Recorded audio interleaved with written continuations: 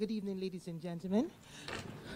Welcome to Howard University, and we thank you for accepting the invitation of Ambassador Noah Lynch to join us this afternoon for a town hall meeting with the Prime Minister of Barbados, Honorable Mia Amor-Motley. At this time, I should like you to stand for the national anthems of Barbados and the United States of America.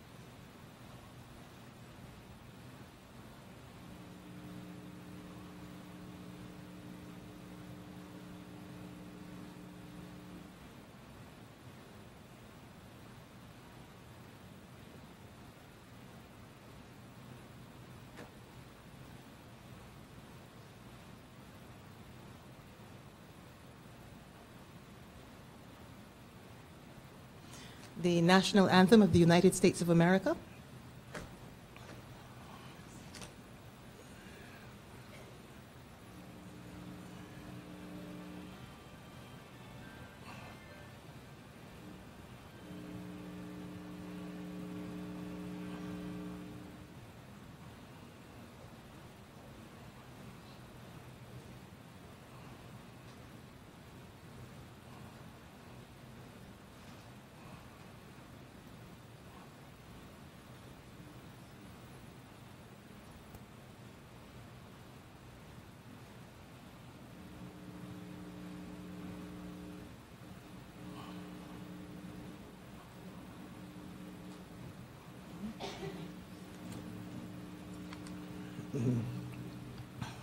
Good afternoon, ladies and gentlemen. There appears to be a technical problem.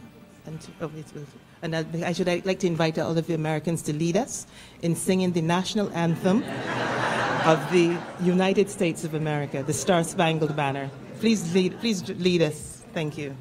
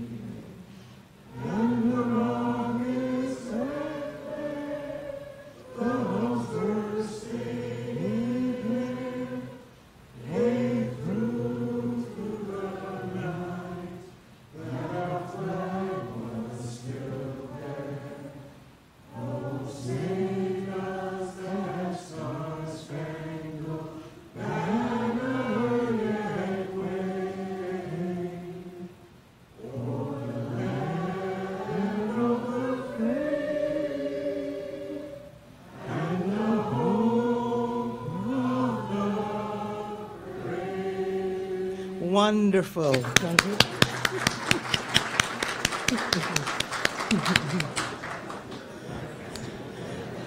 Please come in. Good evening.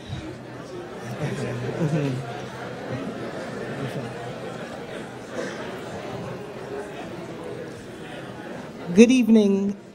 Good evening, ladies and gentlemen. Good evening, ladies and gentlemen. I am Donna Ford, and I am a graduate of the Embassy of Barbados in Washington. And I heard about the town hall, and I decided that I was coming, and I ended up with a job as your MC this evening. So I should like to start by inviting Dr. Anthony Wuto, the Provost and Chief Academic Officer of Howard University, to make a few remarks. Dr. Wuto.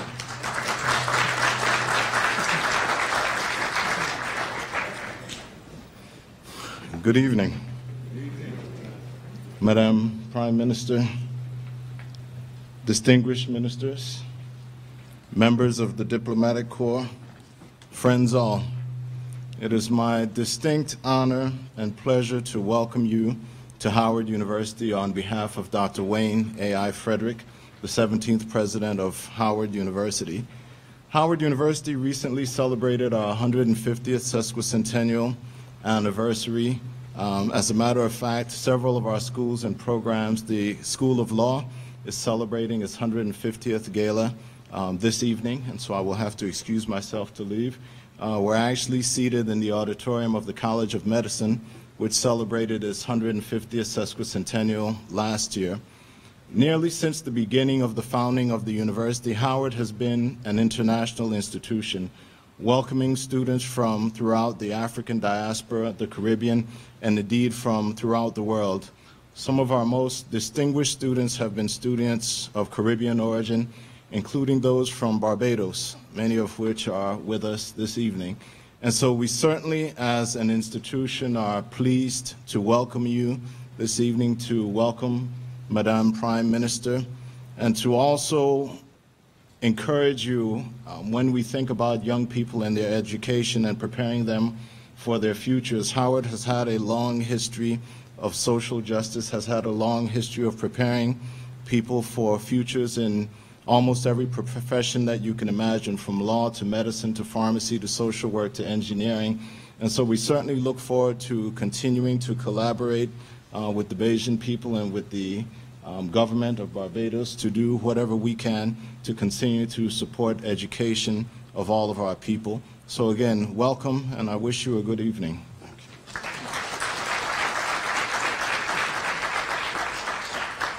Thank you very much. Dr. Wuto, you would wish to know that the first university graduate in my family, Dr. Albion Ford, was a graduate of Howard University. Yeah, thank you. At this point, I should like to invite His Excellency Ambassador Noah Lynch to the podium. Thank you.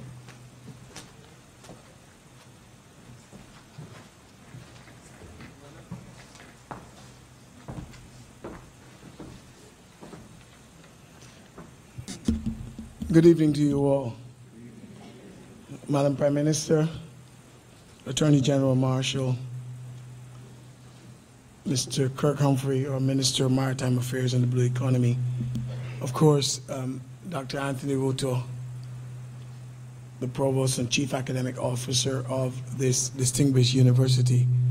Let me, first of all, thank you very much for allowing us to utilize your premises this afternoon. There's a movie called The American President. It actually was released in 1999. I must have watched The American President about 50 times. But every time that I pass by a television set and The American President is on, I can't help but watch it. My wife can tell you that. I must know every line in the movie. I must know everything that the chief protagonist has said. But the thing that drew me to that movie in the first place was because of the commitment. Michael Douglas is playing the part of the American president. But his commitment to country, his sincerity, his honesty, his patriotism is what brings me to the movie.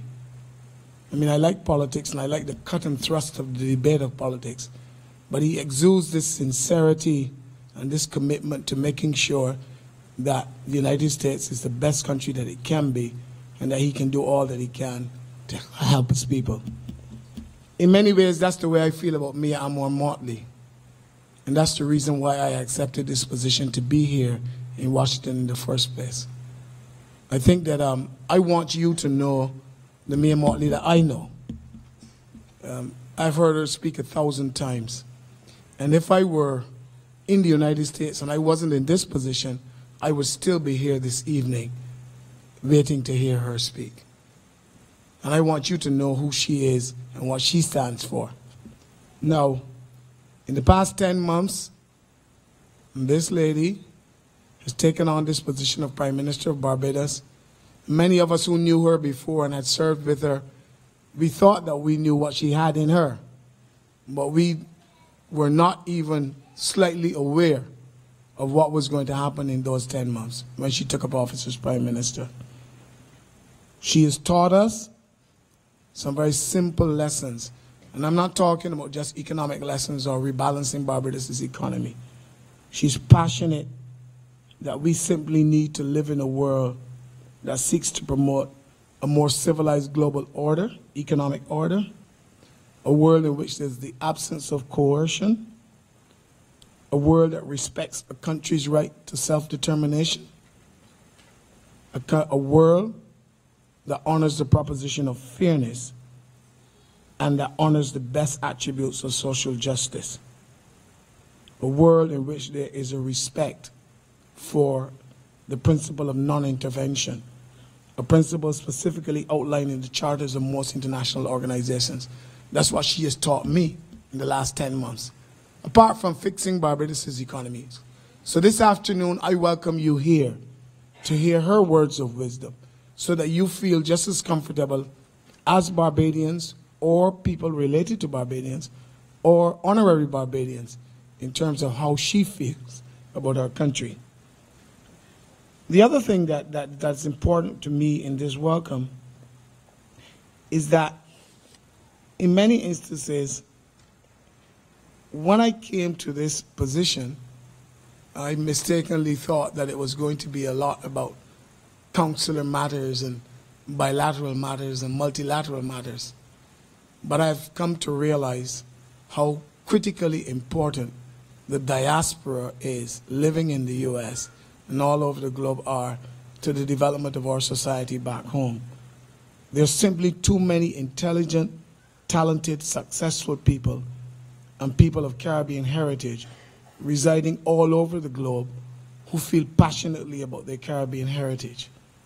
And it's just, to say the least, critical to our development that we seek to engage this diaspora to foster meaningful relationships with them and as such raise up our people at home.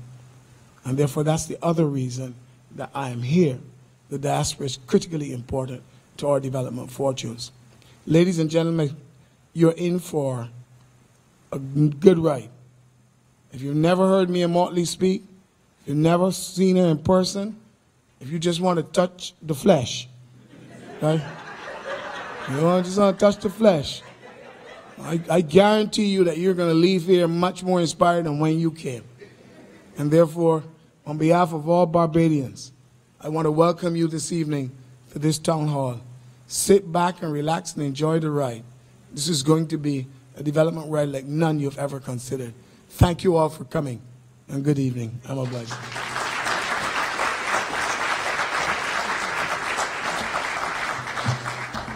Thank you, Ambassador Lynch.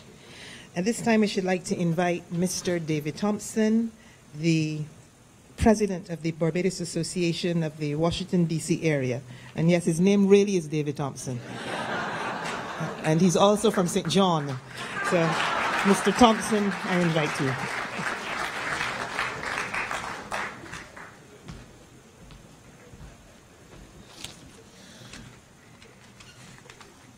I am David Thompson. I'm from St. John. I actually was a sheriff in St. John. He found me there, right? But today is a beautiful day. One, I'm back here on this campus. I spent 4 years of my life here as a student. It's a wonderful place to be. And secondly, to have our Madam Prime Minister here today with us at this town hall meeting. Again, my name is David Thompson. I'm the president of the Barbadians Association of Washington, D.C. Madam Prime Minister, I want to welcome you and your team, the honorable ministers, to Washington, D.C. It's a pleasure to have you here. You are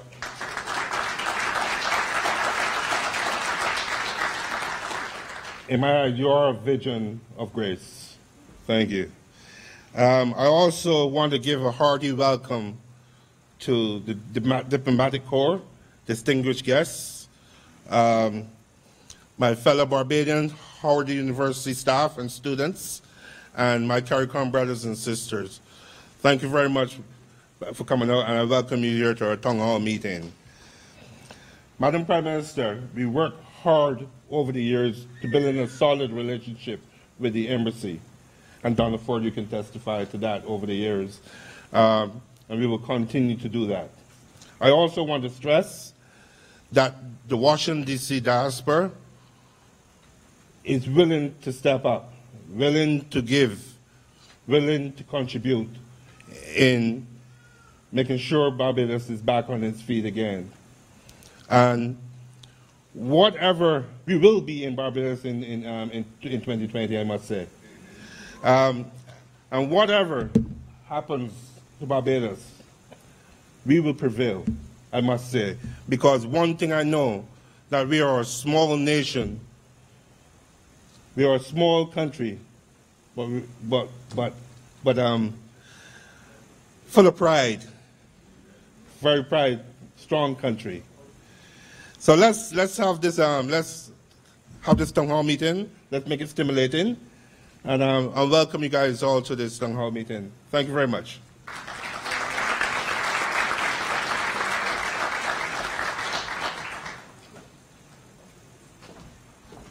Thank you, David.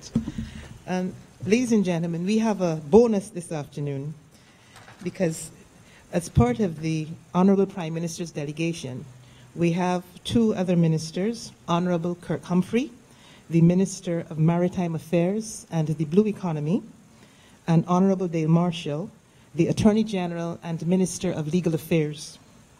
I should like to start by inviting Minister Humphrey to come to the podium to offer a few remarks. Thank you.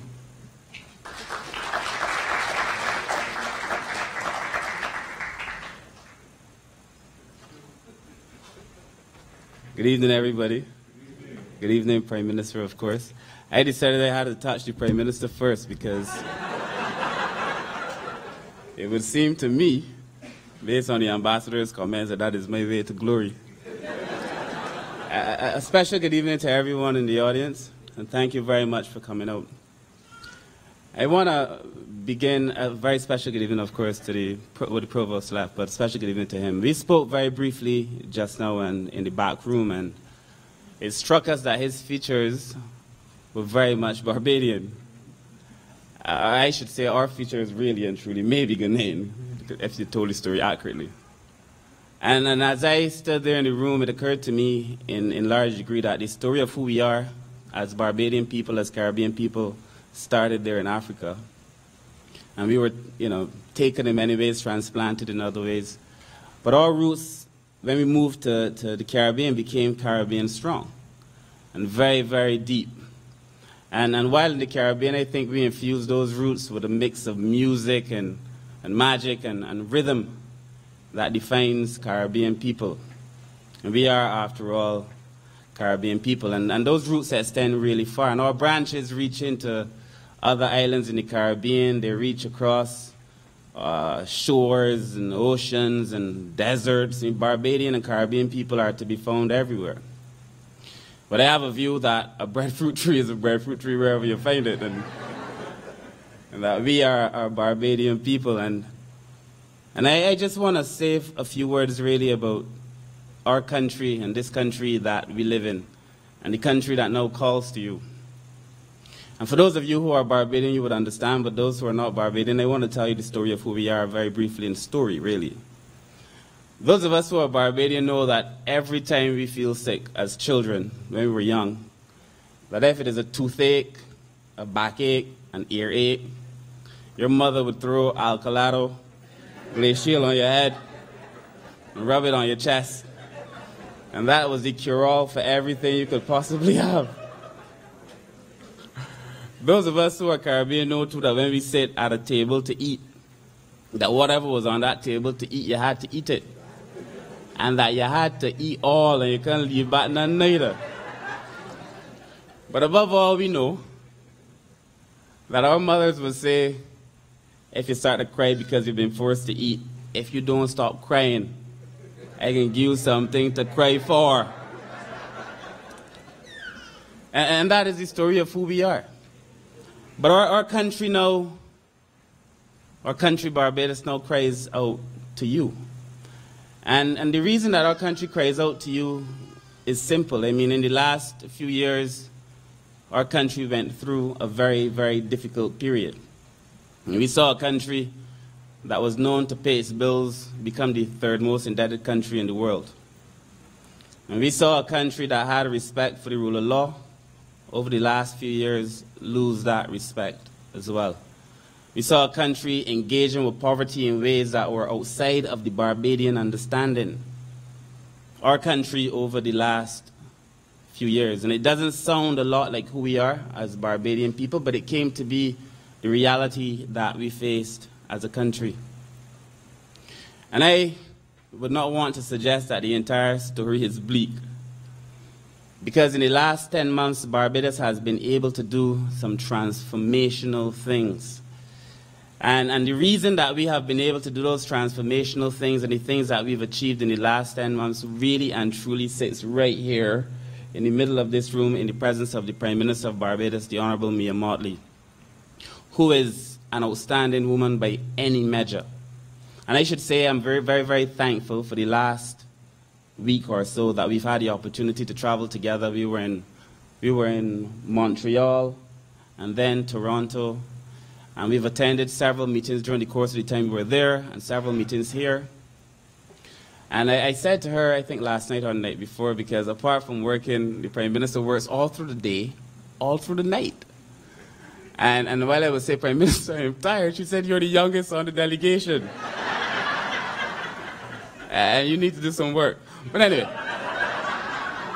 But I said to her, the one thing that hurts me is to see the Prime Minister going to all these meetings, trying to make a case for Barbados to get us out of a position that she didn't put us in, that we didn't put ourselves in. But we are Barbadian people, and our country now cries out to all of us.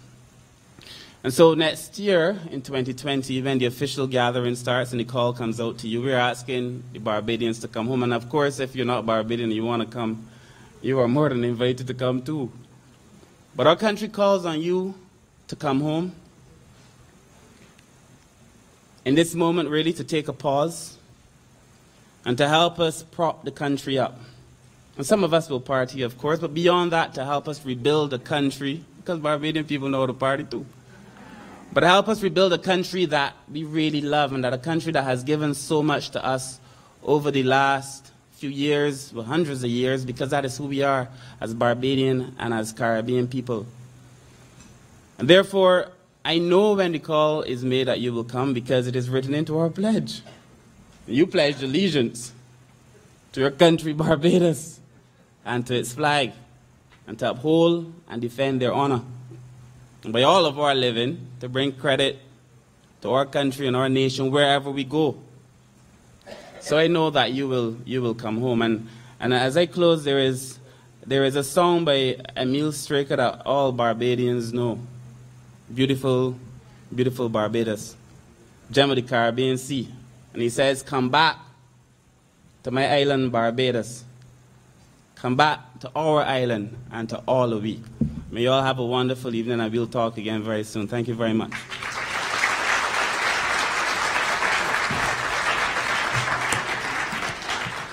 Thank you, Minister Humphrey. When the embassy issued the invitation to the town hall meeting, we invited the members of the public to submit questions. And as we were going through the questions, we noticed that an overwhelming number of the questions deal with the crime situation and the issue of the rule of law in Barbados. And I think it's only appropriate, therefore, that the Honorable Dale Marshall should come to the podium to share his views and help to address some of the issues that you raised in your questions to the embassy. Minister Marshall.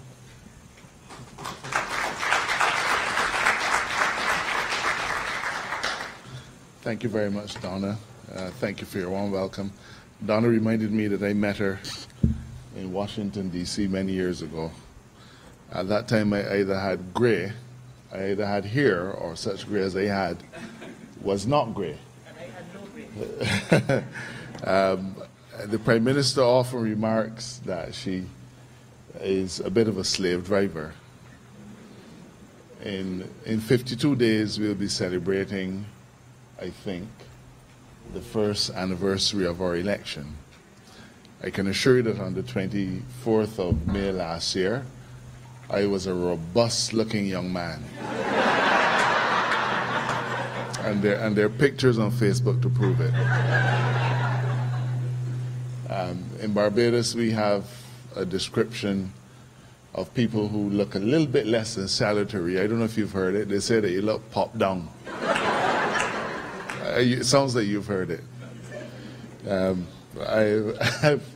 As a result of having labored in the vineyard with the Prime Minister for the last 313 days, I am now told that I look popped down. I can say, though, that at no other time of my life have I worked with such fervor and commitment in a common cause of helping to make Barbados the place that I think you want it to look like and to be like. The last 10 months have been extraordinarily difficult for us, and it wouldn't be wrong to say that in many respects we feel punch drunk. No sooner than we think we've crossed a hurdle than something crops up, whether it's a blacklisting or something that comes out of the woodwork that we didn't anticipate and didn't know about. But at every step of the way, we've been able to manage under the astute leadership of our first woman Prime Minister. And while I think you would applaud for that, I think I need to tell you that Mia Motley does not like to be called a woman Prime Minister. She says there's no such thing. She is simply the Prime Minister.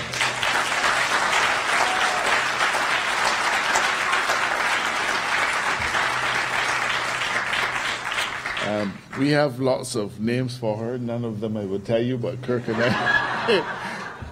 I occasionally quip over Ramacoke that she is well and truly a slave driver.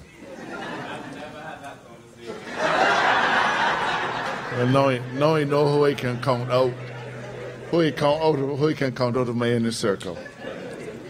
Donna has told me, and she's confided in me, that over the last few days, a lot of you have been in touch to say what your concerns are. And perhaps this is about as much that as about pitching to you or Gathering 2020. I will say that the last 10 months have seen a renewed vigor among Barbadians. We've seen an environment for the first time where a model of governing has been inclusive of everybody. We had the last 10 years in opposition, and in those last 10 years we frequently reached out to the government and said, we are part of the governing process.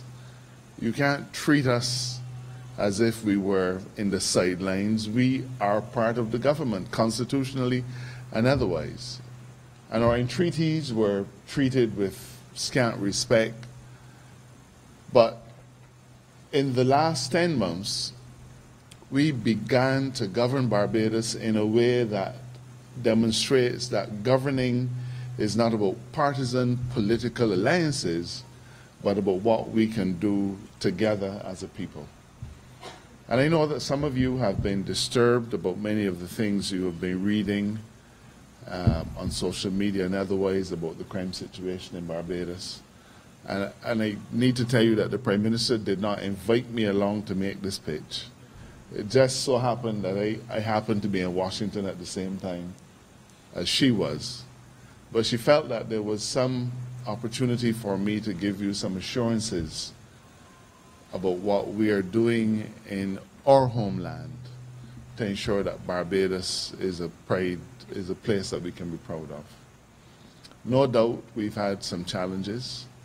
The Barbados that we see today is very different to the Barbados that it was 10 years ago. And I don't need to give you the statistics. I think that you know what has been happening in our little country. But what you might not know is how we have been responding to those challenges. And for the next few minutes, I'd like to share with you some of those initiatives. In the last decades, Barbados has managed the judicial system with only 8 high court judges. We've managed the judicial system with only 2 of those judges doing criminal assize work, or I should say, dealing with matters that we call indictable, but really we're talking about the most serious of the criminal trials. And I'm not here to pull the wool over your eyes. We have about 1,000+ cases, serious cases waiting to be tried.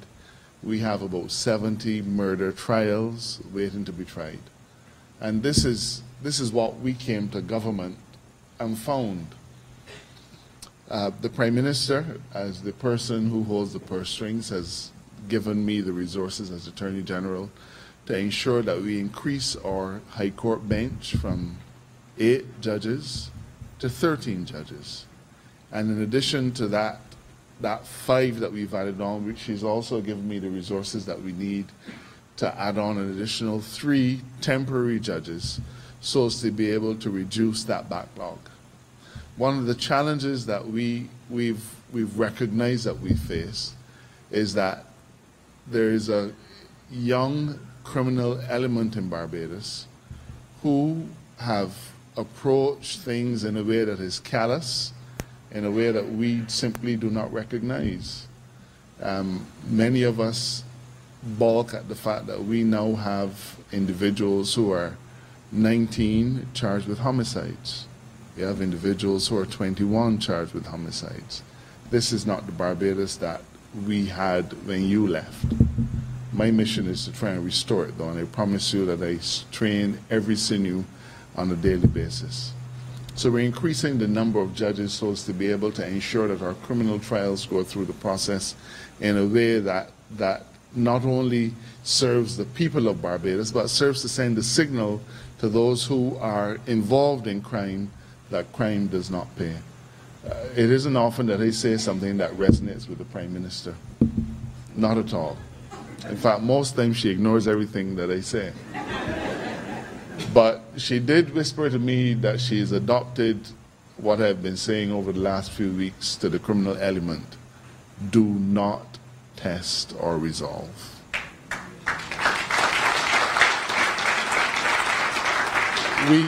We consider that we went to the polls just under a year ago and said to Barbados that we were prepared to do all that it took to rescue our nation.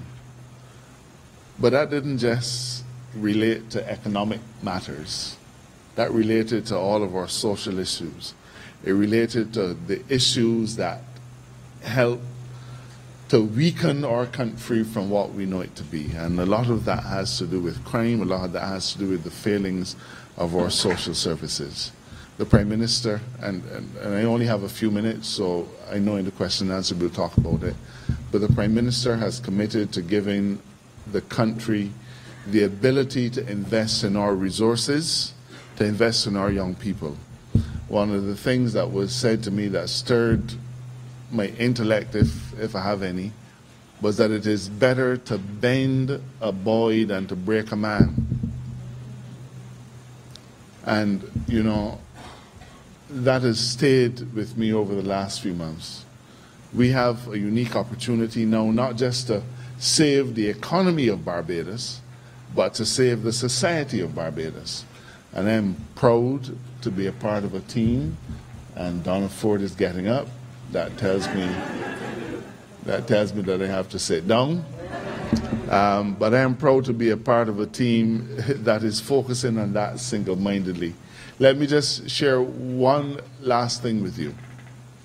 I know that you follow every happening in Barbados on a daily basis. I see all the Facebook faces. In fact, I see the reflection of the F in your glasses, because that's the first thing you look at when you wake up in the morning, right? And so you know what is happening in Barbados almost at the same time that we do.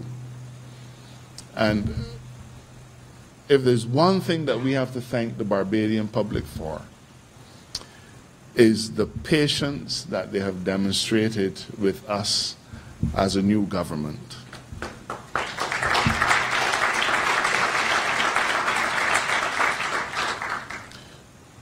Oftentimes, a party wins an election and they come to power and they say, oh, we didn't realize things were so bad. We've won an election, the greatest electoral victory in the history of our country. But we recognize that having been entrusted with so much, that our obligations to the people of Barbados are even greater. And what that requires of us is a day-to-day commitment to improve the lives of Barbadians. But we began by saying to them, let us talk. And one of the first initiatives in our restructuring was to reach out to Barbadians and say, the months ahead are going to be difficult, they're going to be rocky, but we want your input in the decision-making process. It has never happened in the history of our country.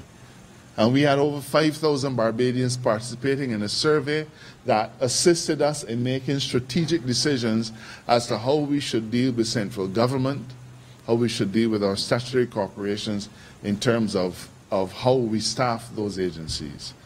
Barbadians responded, Barbadians participated, and I think that for the first time they recognize that they have a government that is not about dictates, but about participation. In the face of our perhaps worst criminal assault, the Prime Minister said that we needed to take Barbadians into our confidence. When we were in opposition, we spoke daily and we said, talk to us. We said to the government, talk to us. We are part of the process too. It was largely ignored. For the first time, the National Security Council of Barbados, and I know that you're probably thinking, why a little country, 166 square miles, have a National Security Council, but we do. And our security issues are critical. And that National Security Council determined that in the months ahead, we needed to apprise the social partnership of the challenges that we were facing. We needed to apprise the labor unions and the private sector of the issues that we were facing. We needed to apprise the opposition, and we needed to apprise both the lower house and the upper house of what was happening in our country. And in the last 2 months, we have had 2 full national security briefings of all of those agencies for the first time in our history. It is very easy for an administration, for an executive to say, this is what we're going to do. We're not asking people to support it, but we're asking people to come to the table and sit down and discuss it. There are some challenges ahead.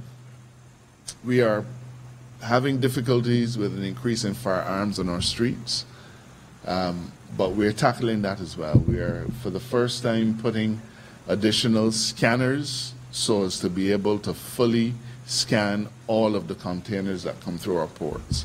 You would not know this, but for the last few years, only 6% of all containers coming in through the Barbados port were scanned.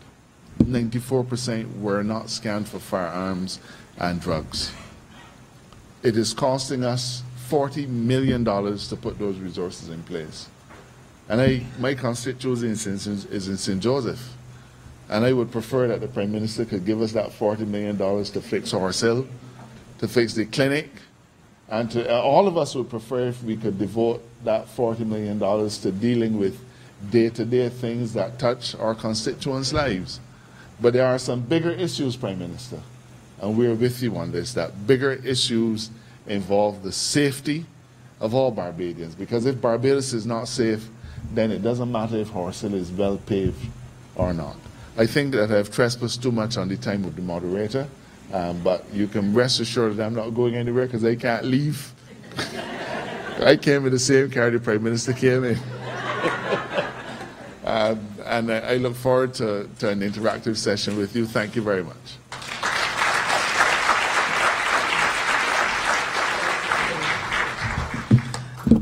Thank you, Attorney General.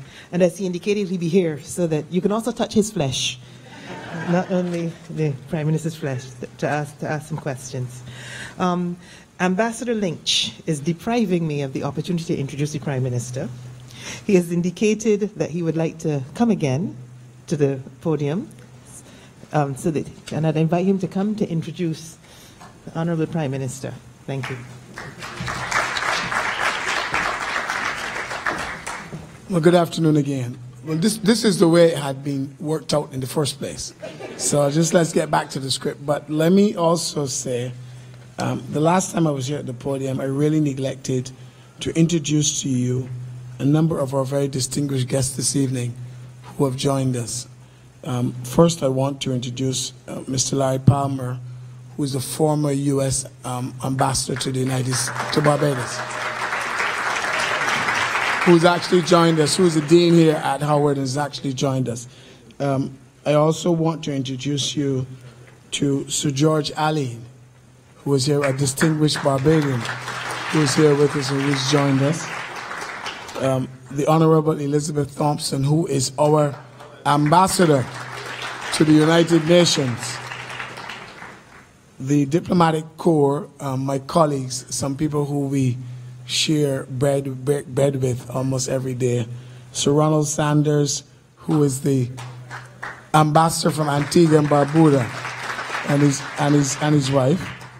To the Honorable Nestor Mendez, who is the Assistant Secretary General of the Organization of American States. The Honorable Sidney Coley, who is the Ambassador of the Bahamas to the United States. Then there is Mr. John Beale, the former ambassador from Barbados to the United States. We've also got some very other interesting people here with us. The governor of our central bank, Mr. Cleviston Haynes, who is here with us. We've got our director of finance and economic affairs, Mr. Ian Carrington. And then we've got Mr. Kevin Greenwich, who is the economic consultant, financial consultant from the IMF. So you see, we've got a full team. So don't limit your questions to just one or two people. All of us can answer. But ladies and gentlemen, on a more serious note, it gives me the greatest of pleasure to introduce to you, as I said, those of us who thought that we knew Mia Motley and thought that we thought that she was the best prepared person ever to be the Prime Minister of Barbados. Send up your prayers, because Barbados is blessed. Barbados is blessed at this time to have Mia Motley at the helm of our government. And therefore, it gives me the greatest of pleasure to introduce to you not someone who is just my boss and who was assigned me this position, but a person for whom I have the deepest love and respect, the Honorable Mia Amor Motley, your Prime Minister, our Prime Minister.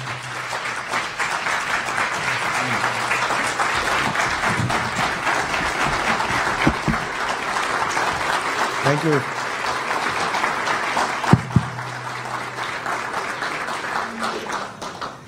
Thank you very much, Ambassador. Distinguished guests all, and those of you who are not Barbadians, you are by birth or by descent or by marriage. I suspect that you are already Barbadians by choice, And if not yet there, as some of our ambassadorial corps may be, they are on their way to be. I know Saran is already a Barbadian resident, taking temporary leave of his residence. There are two people in this audience that the ambassador did not introduce you to. And one of them, I would not know how to begin to speak unless I acknowledge Mr. Speaker. And the former Speaker of the Barbados House of Assembly for almost 15 years is with us, Mr. Ishmael Royet, please, and his wife.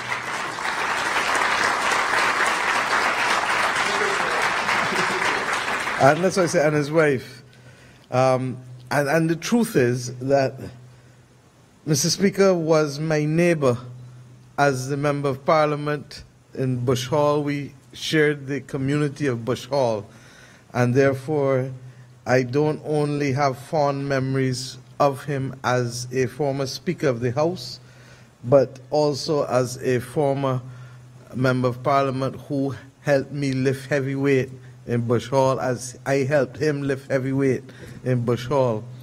But more particularly, Mr. Speaker, I've never said this publicly, but there are so many hundreds of Barbadians from St. Michael who over the course, not just of that 14 years, but since, especially in opposition, that you were able to extend scholarships to at the O-Level Institute, and without your wonderful generosity would not have been able to move on to build their lives in the way in which they have.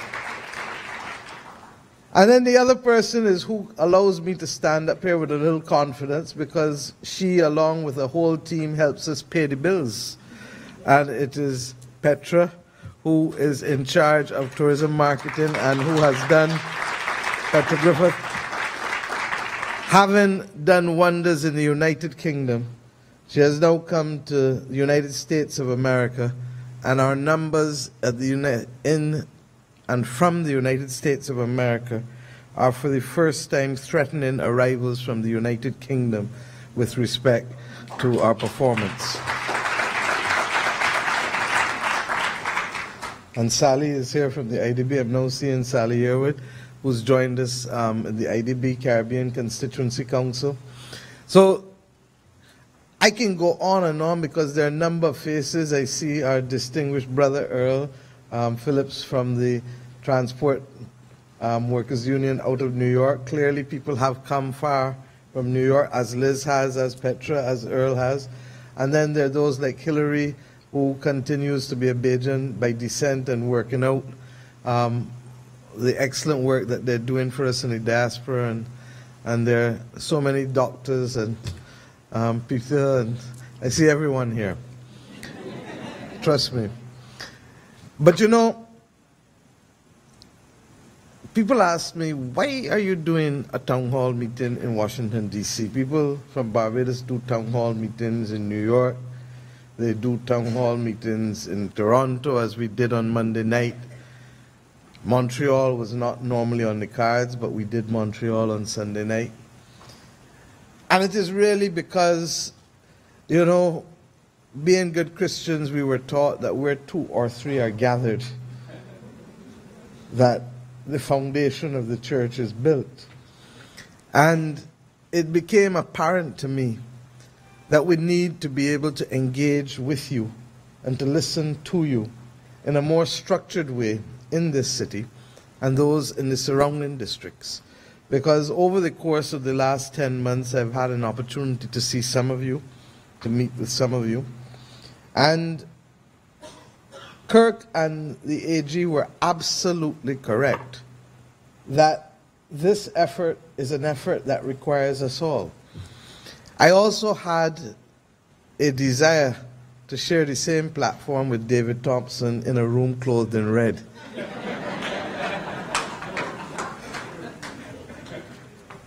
David from St. John.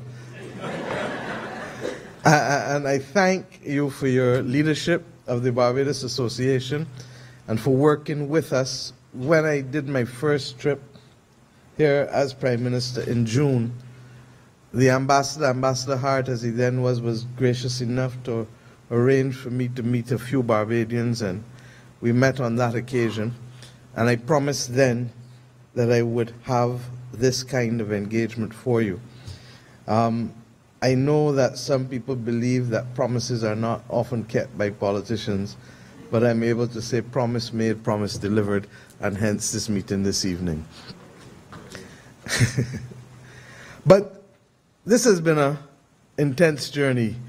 I think that those listening on may well begin to feel that I am some kind of person that is not necessarily of this earth. When I hear my colleagues speak, and I promise that before I sleep tonight, I have to pray to the Lord that I will not be described in these terms again for the next 10 months. But we inherited a country that truly was in need of intervention on all fronts. And there are some things which time and God, which I've insisted have been my two allies throughout my public life, will have to be able to determine the outcome. I made a judgment that I needed many hands to make light work as the core engine, but that would not even be enough, because we would have to continue to reach out in order to be able to move the country on the so many different fronts that they needed to have action on.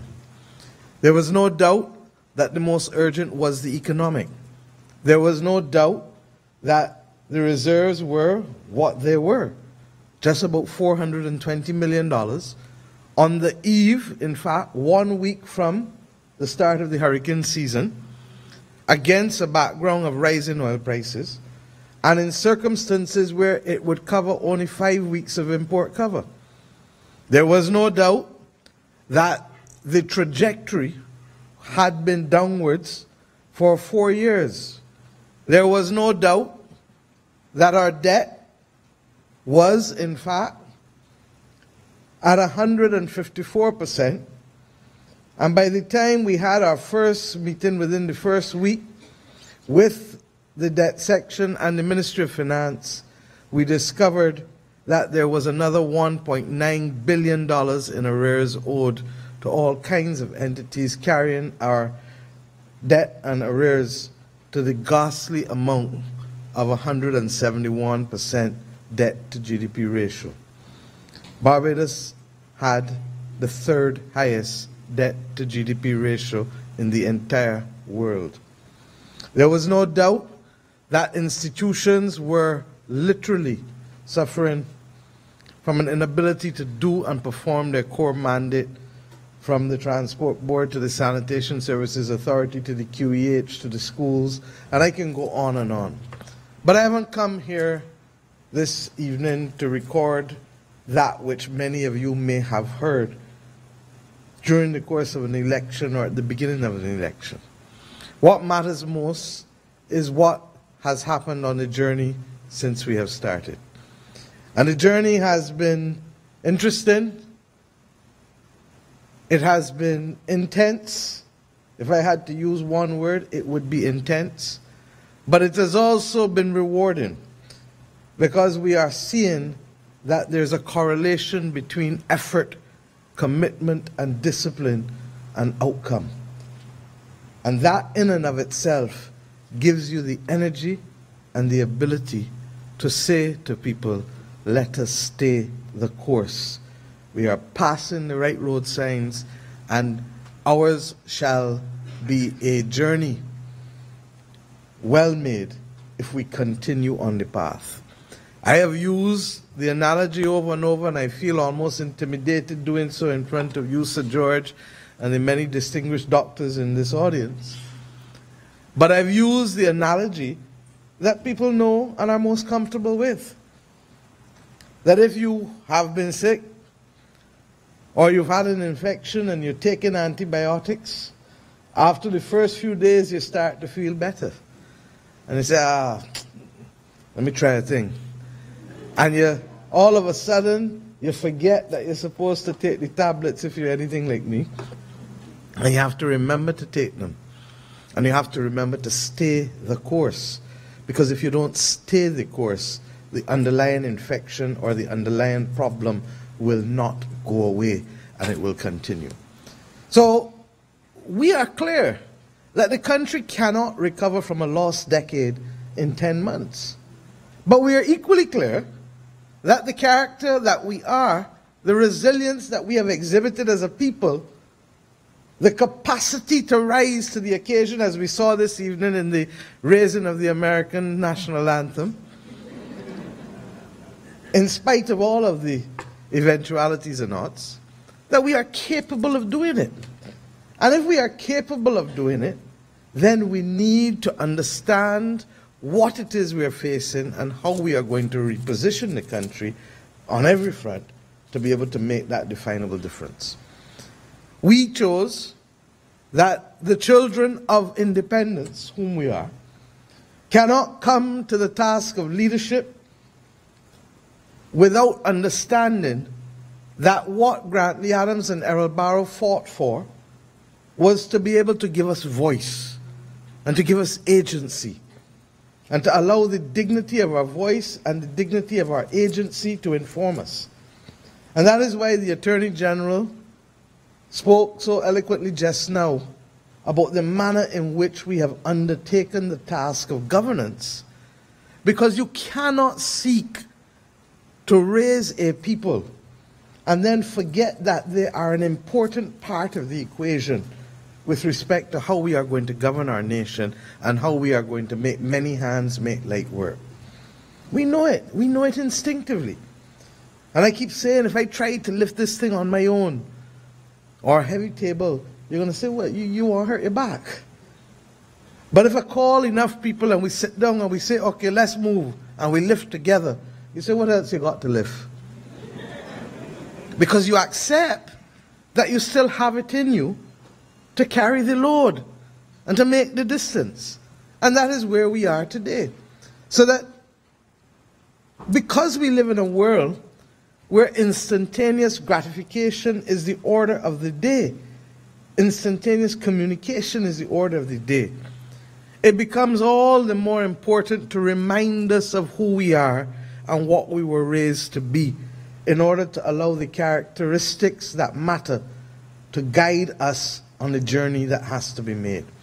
And that capacity for resilience, that ability to be disciplined, that ability to put down your head and get the job done, those are the things that all of you remember about Bajans who know what it is to be focused on, in a very real sense, as immigrants. You carried the best of that with you when you came to this country. And that has been responsible for the success of many of you.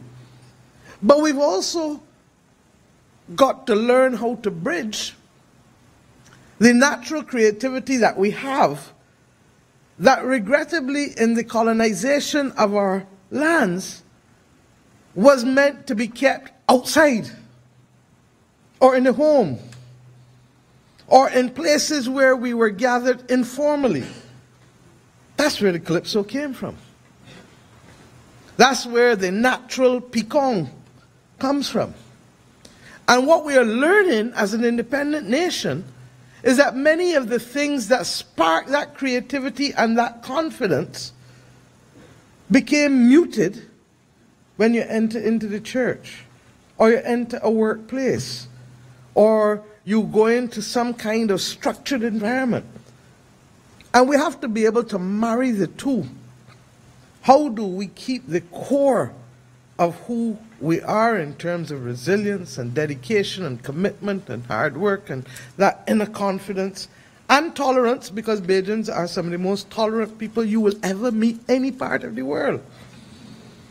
We believe in living and let live in. And we believe, as I've said every day this week, in social justice.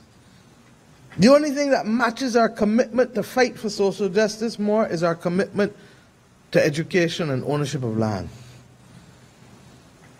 And if you doubt me, how many times you go somewhere, man, left the man alone, he trouble you?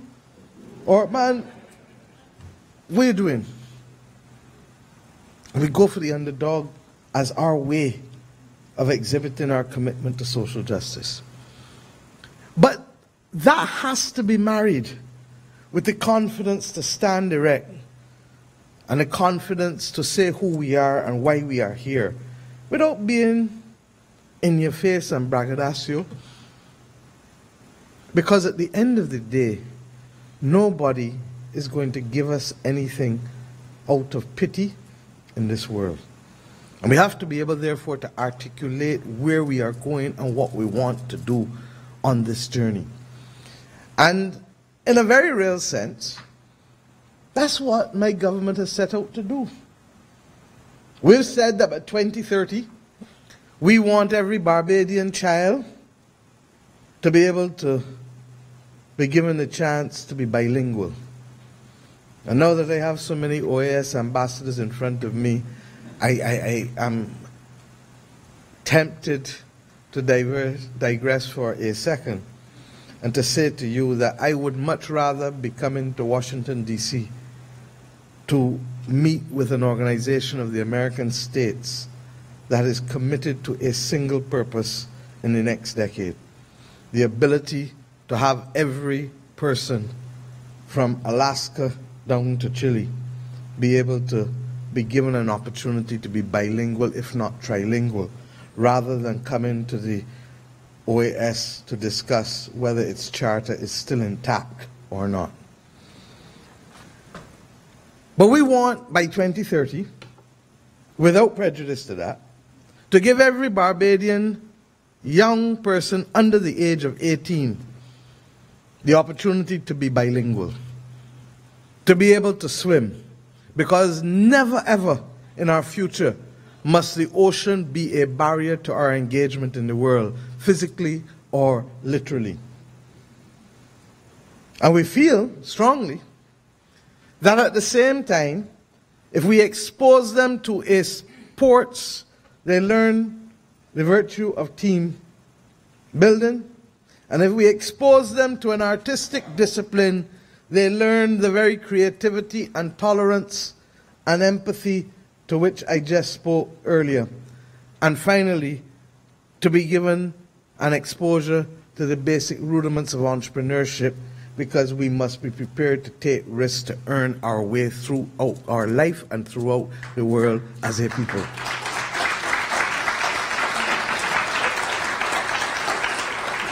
Now you may ask, why she starting there? If I come here to hear about what's going on at home. But you can only understand the fervor with which we are working as a government and as a people if you understand the destination that we want to go to. And the destination that we want is not in numbers, is not in GDP. Those may be the road signs along the way. The destination to which we want to go is a proud, articulate, confident, caring Barbadian capable of taking care of not just themselves, but the next generation coming after them. And that's the baton that has been passed to us. And we need to make sure that in the lost decade, when so much has gone wrong, that we can restore that legacy, inspire our people again, and understand that our role is to engage the world. And whether it is in the conduct of business and enterprise, where we have now, some may say forcefully, but whether it is forcefully or not, we have taken the decision to stop playing defensive and to go on the front foot and to play the shots. And to play the shots to allow us to become a destination, a hub of choice for the conduct of global commerce. And that is why my government, before the end of last year, took the bold decision to be able to reduce our corporation tax rates and to have a single tax rate for domestic or international enterprises, because we believe in ourselves that we have the capacity to gather and to attract business to Barbados that will allow Barbados to be that international hub of choice for many.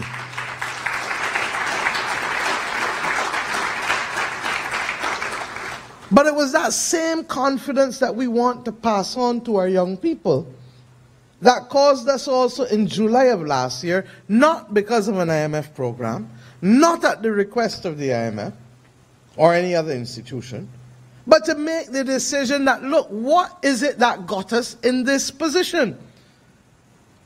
We got into difficulties economically because we simply spent what we didn't have, and we spent it on things that couldn't earn back for us. To put it in plain, simple language, if you were spending the money and borrowing money to build capacity, to expand an airport, to expand the seaport, to expand training and degrees and people who could come out to go and earn for us, then you could justify moving from 6 billion Barbados dollars in debt in 2007 to 15 billion Barbados dollars almost in debt in 2018. But how do you increase your debt by $9 billion with nothing to show for it? And then have to pay it back. That is what we have to guard against before. And what we did in July of last year is that we said, you know something? The banks stopped lending to us long-term money from since about 2013-14. They did. The one bank loan we got in December 2013, the terms were so onerous that I'll never forget it. Never forget it. $450 million, and every time another downgrade came, the interest rate and the cost of capital went up, up, up, up, up.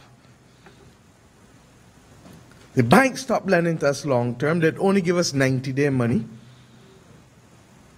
which was a sure indication that they did not have confidence that we could pay it back in the long-term future. And the government started to rely almost exclusively on the central bank printing money.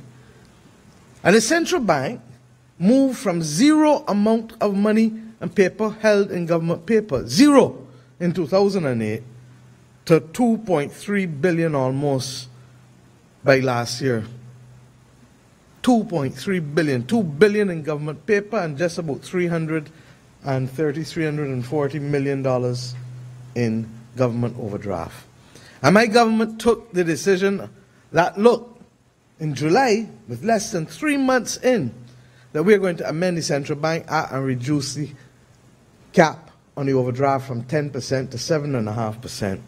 And for the first time ever in the history of the country, we would provide parliamentary oversight for the issuance of government paper, so that never again can a central bank extend credit to the government of Barbados in the manner in which it was doing capriciously, without it being done in the eyes and full glare of the public, such that we, the people, could have a say and could seek to take preemptive action to stop the country from being exposed in the way in which it was exposed. Now, we didn't have anybody come to us and tell us about that, but we did it as a matter of confidence. And to give you context to the ratios, with the issuance of the primary securities, not only would we put parliamentary oversight over it, but that we would cap it at 10% of government's approved expenditure. In Jamaica, it's 40%. In Jamaica, the overdraft was 30%. Ours is 7.5% now.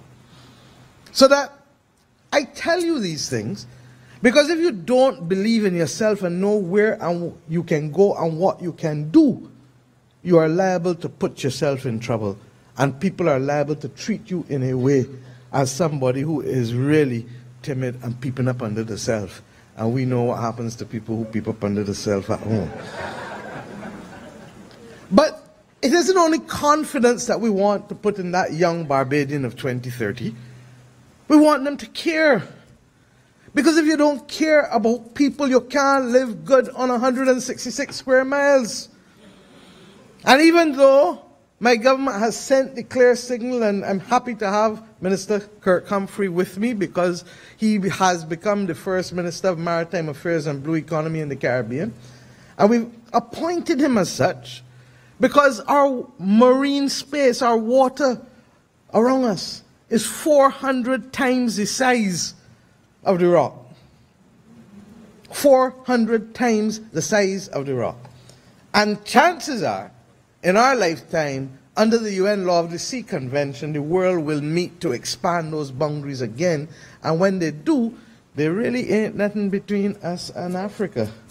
So there's a lot for us to benefit from thereafter if we understand how best to manage the resources. But what we can't do is to look at it and gaze upon it and forget that we've already destroyed much of the coral reefs. When we were children, you go, and what happened? You walk on the beach and sometimes you step on a cobbler and you got to find a little soft candle or anything else, which I will not talk about, to get the pimples out of the bottom of your foot. But you know the remedies better than me. And therefore we have given ourselves the obligation to pay forward to the next generation, because we have to fight the impact of climate change, and we have to fight also the agricultural runoff and the sewage and the other things that are working to destroy the coral reefs, and to reduce the opportunity for a living by our fishermen. Barbadians probably eat more fish than most other people in the region. And we have certainly a mature fishing industry that Grantley Adams turned from engine to sail in the 1950s, and that Bree St. John turned from day boats to longliners, allowing us now to have a vibrant export industry to the United States of America and elsewhere with respect to the tuna and other fisheries that we send up here. I have been quietly doing so for decades. But if we don't protect the ocean, and if we don't learn not to be afraid of the ocean, we're going to have problems. And I don't mean this in any invidious way. There was a part of Barbados that told their children, the sea ain't got in the back door. In fact, all of Barbados told their children, the sea ain't got in the back door. But there was one group that said, the sea ain't got in the back door, so you got to learn to swim and sail.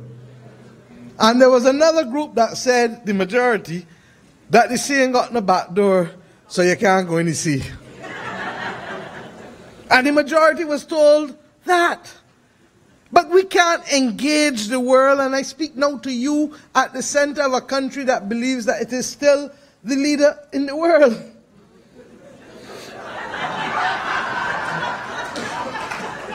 We can't engage the world if we're frightened to go in the sea, metaphorically and otherwise. And therefore, we have determined that not only shall we get rid of that fear and equip our people, but that there is a whole range of industries and research that must now attend what we do. On Monday morning, I had the pleasure of renewing an acquaintance between our government and McGill University, which, as you know, in 1954 established the Bellairs Research Institute. It is pivotal to who we are as a people. Research is pivotal to the Barbados DNA. In the 19th century, Barbados led the world in research in cane breeding. And if we want now to know what is the future for Barbados, it has to be in undertaking our engagement with a range of sectors, not as a high-volume, low-cost manufacturer, but as a country that embraces and engages research as a platform for highly educated people to be able to advance knowledge and learning in the world in which we live. And therefore, in a world that is trying to come to grips with climate change, this becomes all the more critical because, believe you me, we still remain invisible and dispensable or disposable, depending on which D you prefer, for too many people. And this is in spite of the fact that the science is as clear as it could possibly be. Liz is at the UN and she can tell you every day that that is the battle that we fight. And the bottom line is that last year a slide was shown to me, and I will talk about it until I have no more breath in my body, because it was the most horrific emotion for me to truly appreciate that we are invisible and dispensable for too many in this global community. And it was a slide that showed the implications not in the next century, but in this century, of what 3 degrees climate change would mean to our countries. Greenland in trouble. The Antarctic and the Arctic summer sheets in trouble. And the coral reefs of the world. Now, Barbados is not a volcanic island. And whether in the Caribbean or the Pacific, that slide said to me that in spite of the fact that they know, as the University of the West Indies has propagated, thank you, along with so many others, that it is 1.5 to survive for us. Anything more than 1.5 degree change in climate puts us at risk. Now, if you therefore agree to 3 degrees, God forbid, or even the 2 that they use as an aspirational target at Paris 3 years ago, you are effectively saying that you are accepting that there will be the notion of climate refugees. And for those in this audience and wider who believe that the notion of climate refugees is a Jetson type, Star Trek type concept, might I remind you of Barbuda, Sir Ronald? Might I remind you of Dominica and the people who would have left? But above all else, may I remind you of Montserrat? How many of us know Montserratians who we know? One here in the audience. And they have had the indignity of coming to know what it is to leave their own country and not to be accepted by those who colonize them on a level playing field.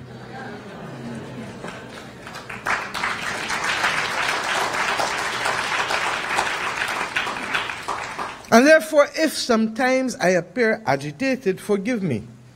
Because the notion that there is a welcoming home waiting for migrants in this world of the 21st century has not yet been proven to me. So we must teach them how to swim and to love the ocean. But we must teach them how to care, because in caring, we understand that we have to share this limited land space of 166 square miles. You can't run from River Bay to Gemswick if you got problems in Barbados and feel that you're going to be safe. And that's why I want publicly to salute my Attorney General, because he clearly said that a young lady or two might have told him he looked popped down. I want to assure him that beauty is in the eyes of the beholder.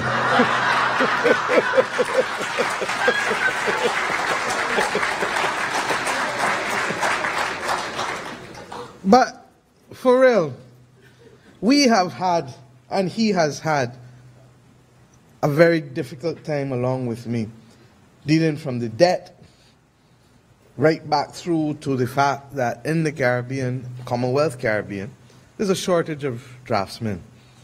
and therefore the ability to bring laws, many of which we have already brought in 10 months, has been an arduous task, many of which are the subject of trying to avoid white lists, black lists.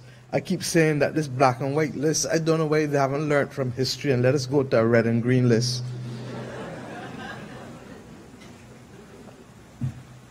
But he's also taken up the responsibility of helping me with also being able, and the cabinet and the people of Barbados, with getting stability. Because our country will not be held to ransom by 50 or 60 or 70 people who perhaps have not yet learned that there is no longevity in courting with danger through guns. 30 years ago, 20 years ago, people have always had quarrels. People have always had fights from time immemorial. But if you can solve a fight, first and foremost through the use of language, which is why our government will continue to put resources in education, because the ability to say how you feel can avert the need for a physical blow. First step. Secondly, the ability to foster children who are not only literate, but who have the social and emotional learning targets to understand how they must engage with people around them is the second most important thing. And that's the job not only of the home and the family, it's the job of the school, it's the job of the community, it's the job of the country.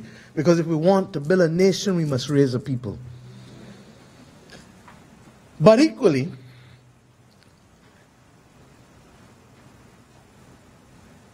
those same people who fought or argued might have in the past gone for a 2x3 or a rock. And you can survive a blow for the most part, unless you get a, what the old time people would tell you, an unlucky blow.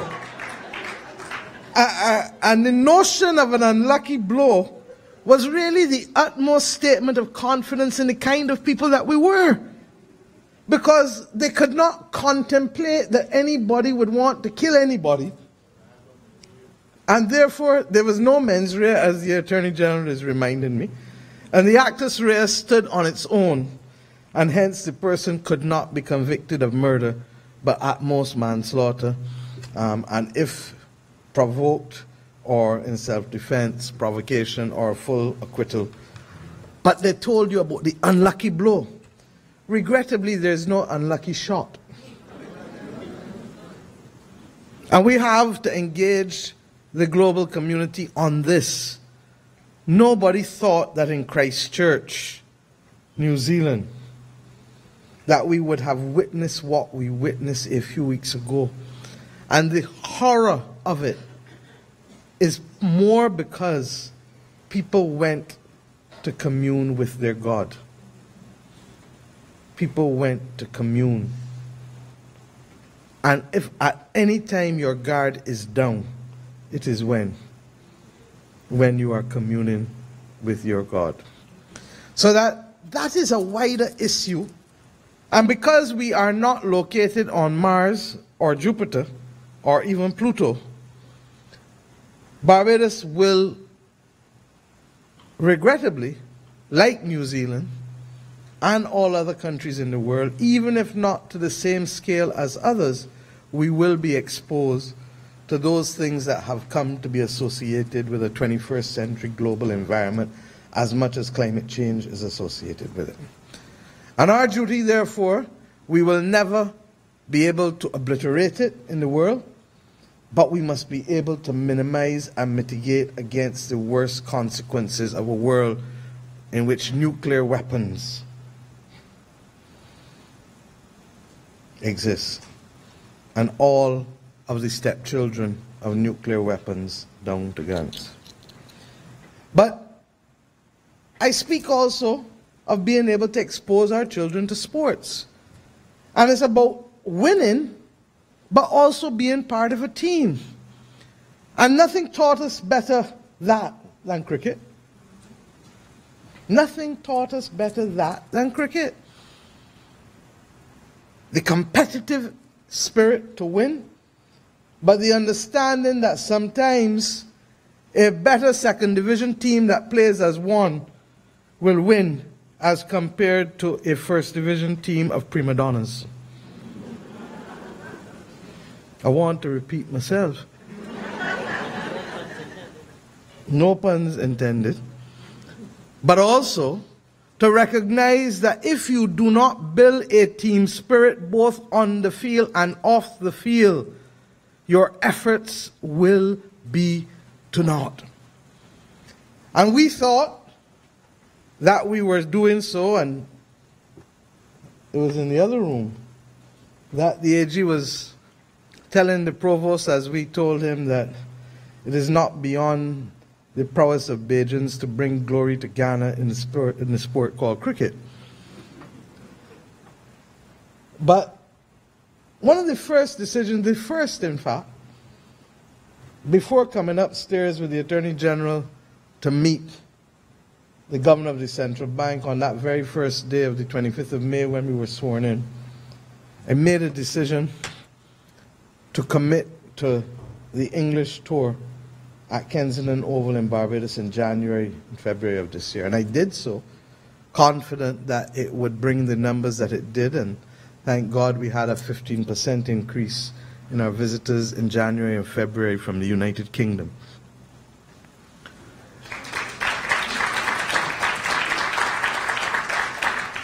But you could imagine how I felt on that Saturday that we beat England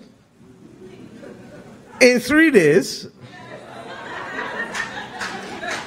in a manner so glorious that it is impossible to speak about it without joy coming from you from the very bottom of your soul. And I often reflect that maybe I was a little too generous, because if I had given them 2 million, they might have beat England in 2 days. But I reflect on cricket as a team sport, but I could easily reflect on football. The reason perhaps why I've chosen cricket is that I hope that those within earshot of my voice will understand and appreciate the glory of the historic example to be found first and foremost with Jesus Christ in the Bible, in the New Testament, and secondly with Mandela, who understood that no amount of ill treatment could redefine who he was as a human being. And I pray simply that the West Indies Cricket Board will understand that there can be no justification, in my view, for a clean sweep of anybody, especially after we have regained the Wisdom Trophy, especially after we have tied with the British, who are world champions, English, who are world champions, in the World Cup that is actually about to come up in a month or two. And especially because even if we want to impose performance-based actions of any type, that we don't do so by emptying the house and starting from fresh.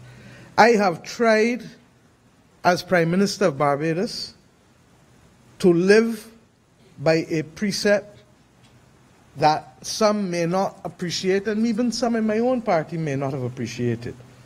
But I do not believe that you can build a nation by creating divisions and chasing away people. That we have to build together.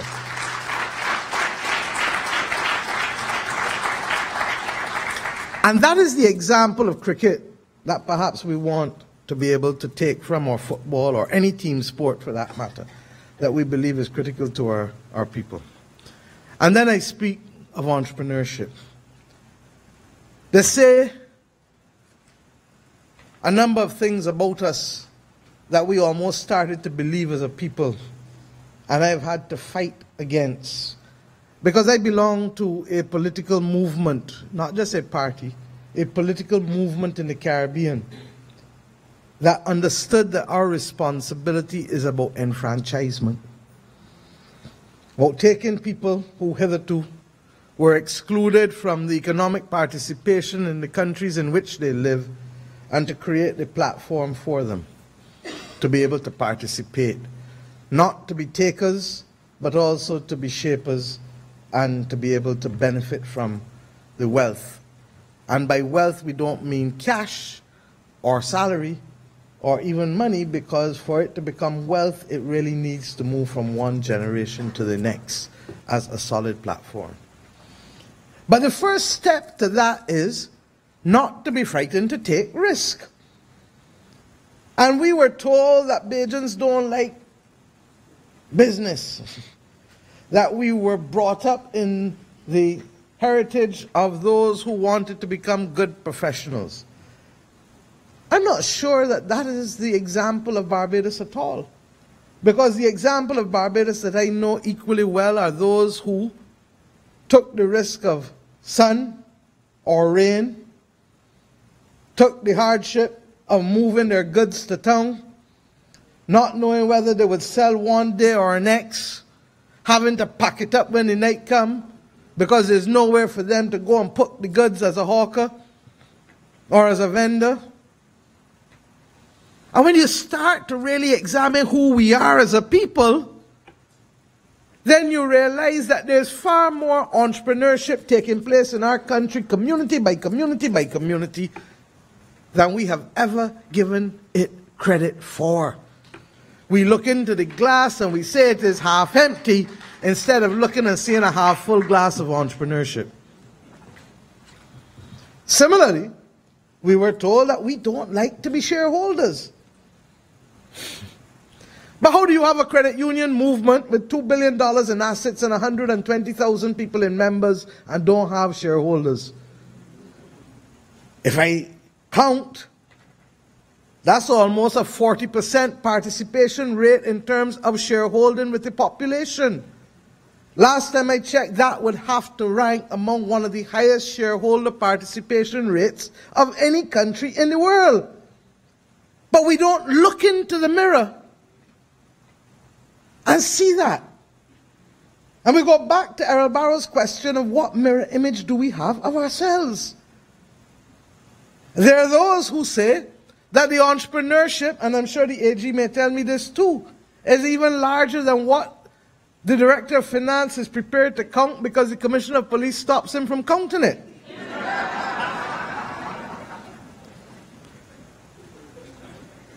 And if you look at the vibrancy of that market throughout the Caribbean, then you begin to understand that entrepreneurship in difficult conditions is something that they can and we can engage in as a people.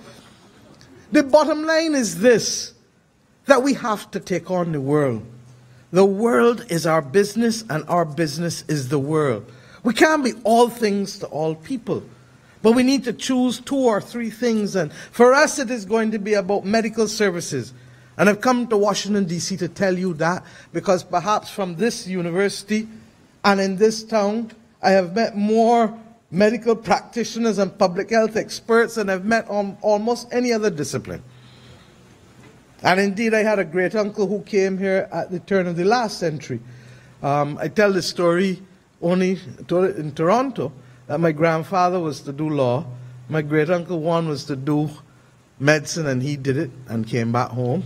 And another one did engineering, and he did it and went to Canada. And my grandfather was to do law, and he went and did photography. And for those who feel that I finally did the law, that came from the other side of the family. I suspect that the rebellious nature came from him more than anything else, as well as the love for the arts. But suffice it to say that in this town, there are more Barbadians engaged in medical services than we can count. And therefore, when 1 week after coming to office, we got a call from Adtalem Global Education Services asking whether we would be willing to be considered as one of 3 countries for the establishment of Ross University in the very unfortunate relocation from Dominica because of the 2 hurricanes and the storm, we accepted, and the rest became history. Within 6 months, 1,500 students, 450 houses, and 120 faculty have come to relocate in Barbados and adding tremendous value to our economic activity. But we need to continue. And there's some who will recall that if Gabby didn't write a song called Cadavers, we might well have had St. George's University in Barbados 30 years ago. It's a fact. And Tom Adams was going in that direction until, and it shows you the power of the popular culture in determining the future of a country. But Barbados had a reputation for a therapeutic climate, building out medical services long before. Those of you who live here will revel in the fact that every American who challenges you on anything about or asks you who you are, you remind them that we are the country that entertained George Washington before he became president. Don't get tired. We're also the country that set the framework for the Declaration of Independence 125 years before it was signed in this country in 1776, by having the Charter of Barbados signed at Oistins, that laid down clearly the beginnings of the framework for no taxation without representation, representing the fight between Cromwell and the Royalists.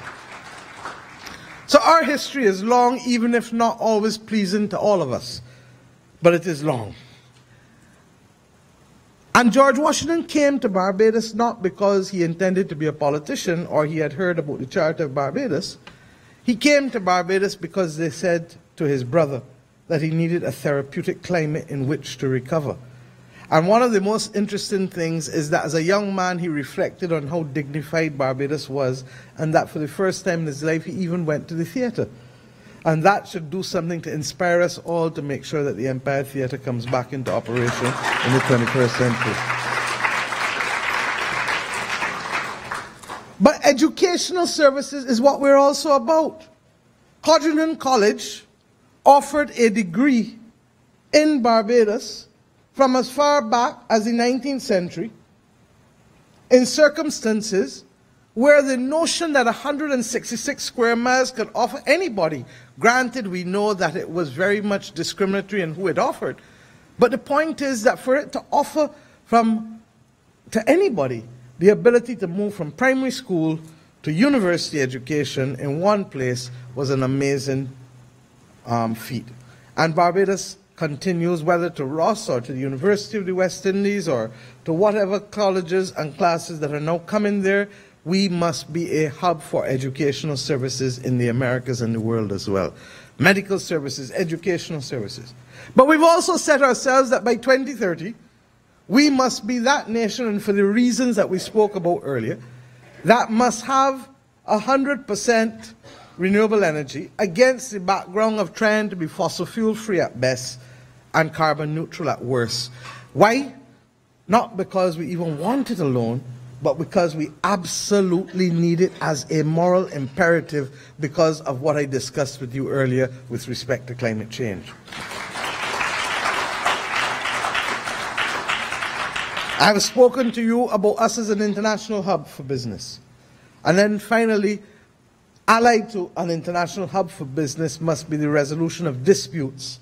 And the Attorney General and others are working on not just, and we voted the money for it, a dedicated commercial court that will shortly start up in Barbados within the next 2 to 3 months with 3 separate judges, commercial division, commercial court, but equally alternate dispute resolution and arbitration as key allies to that compact, because I'm sure many of you would agree that it is far more preferable to go to the beach after arguing a case when the day comes than to be in the deep winter and have to argue it and get back home in snow or blistering cold.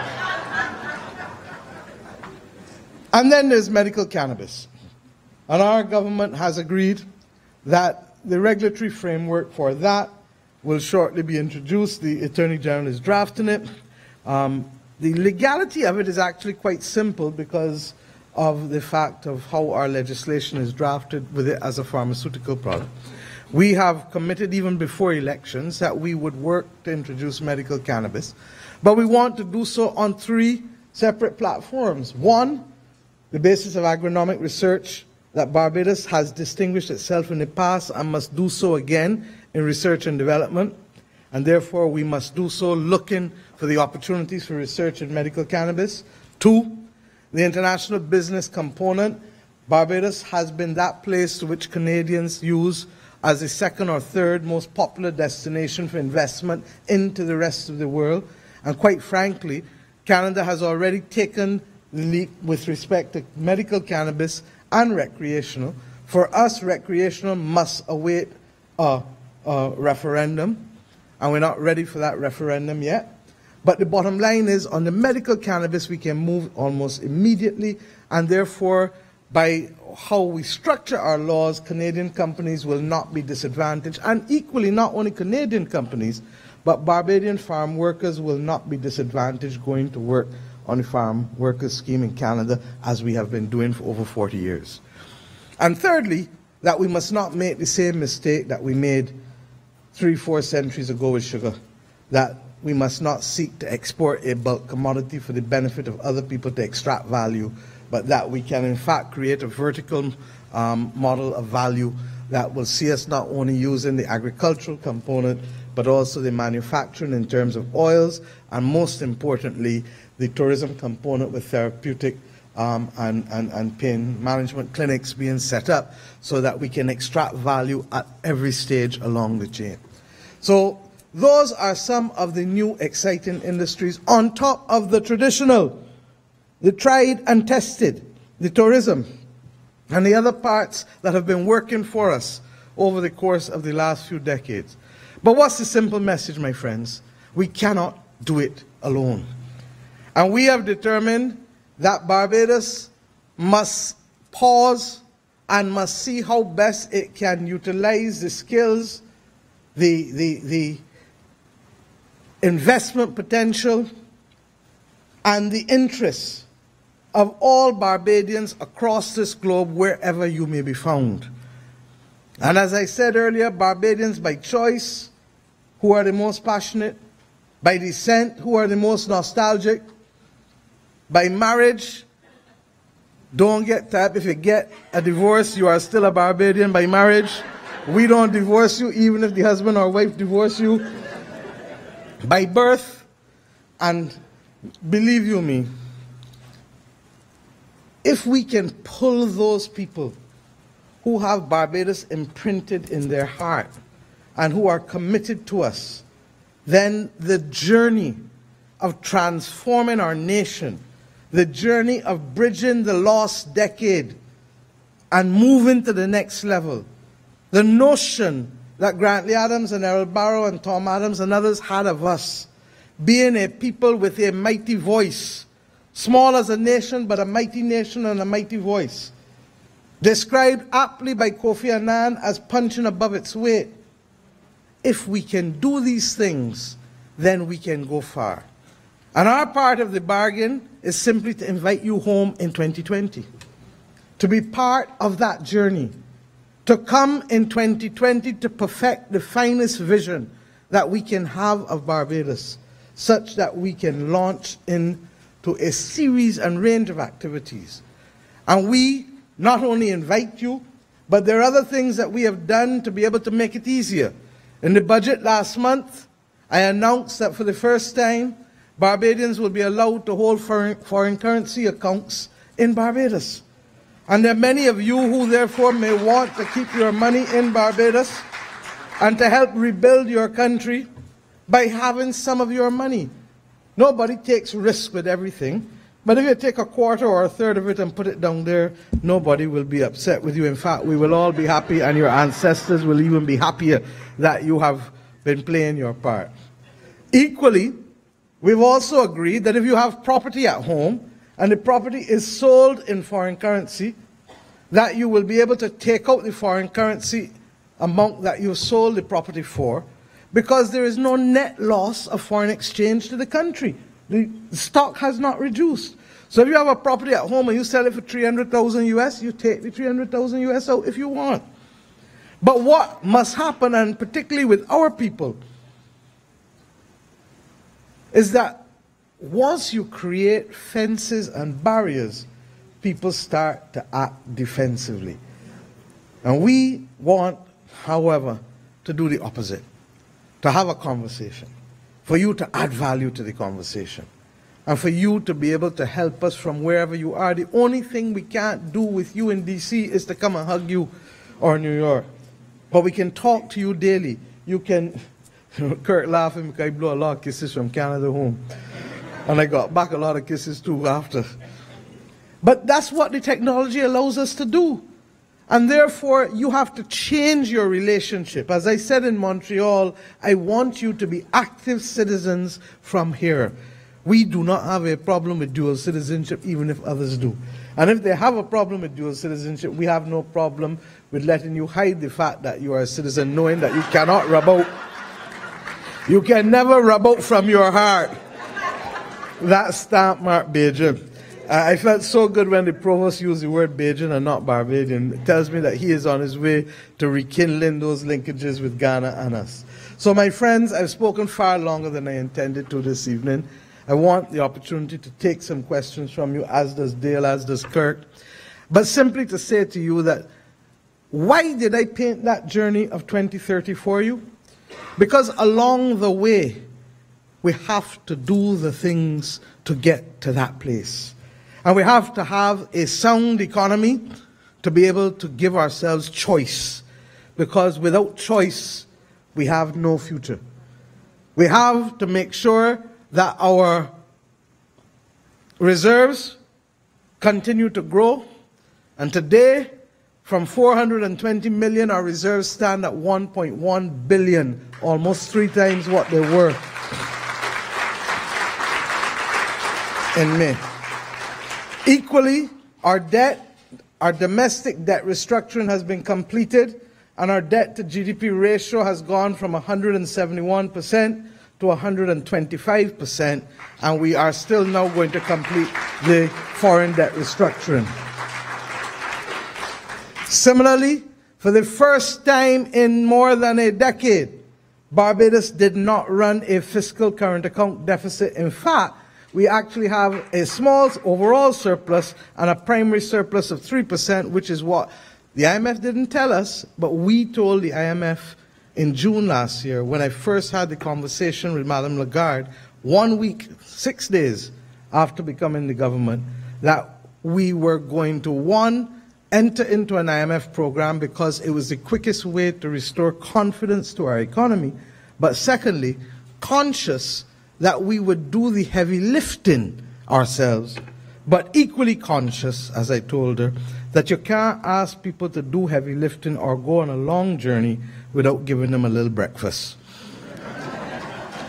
And we know that because none of your parents or grandparents would have let you leave the house without eating what?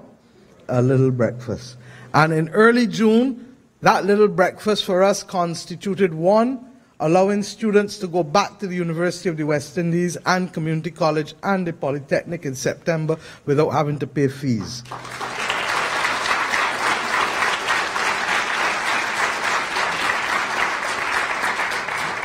That early breakfast, and if you clap again, you might clap too much, so let me list them off.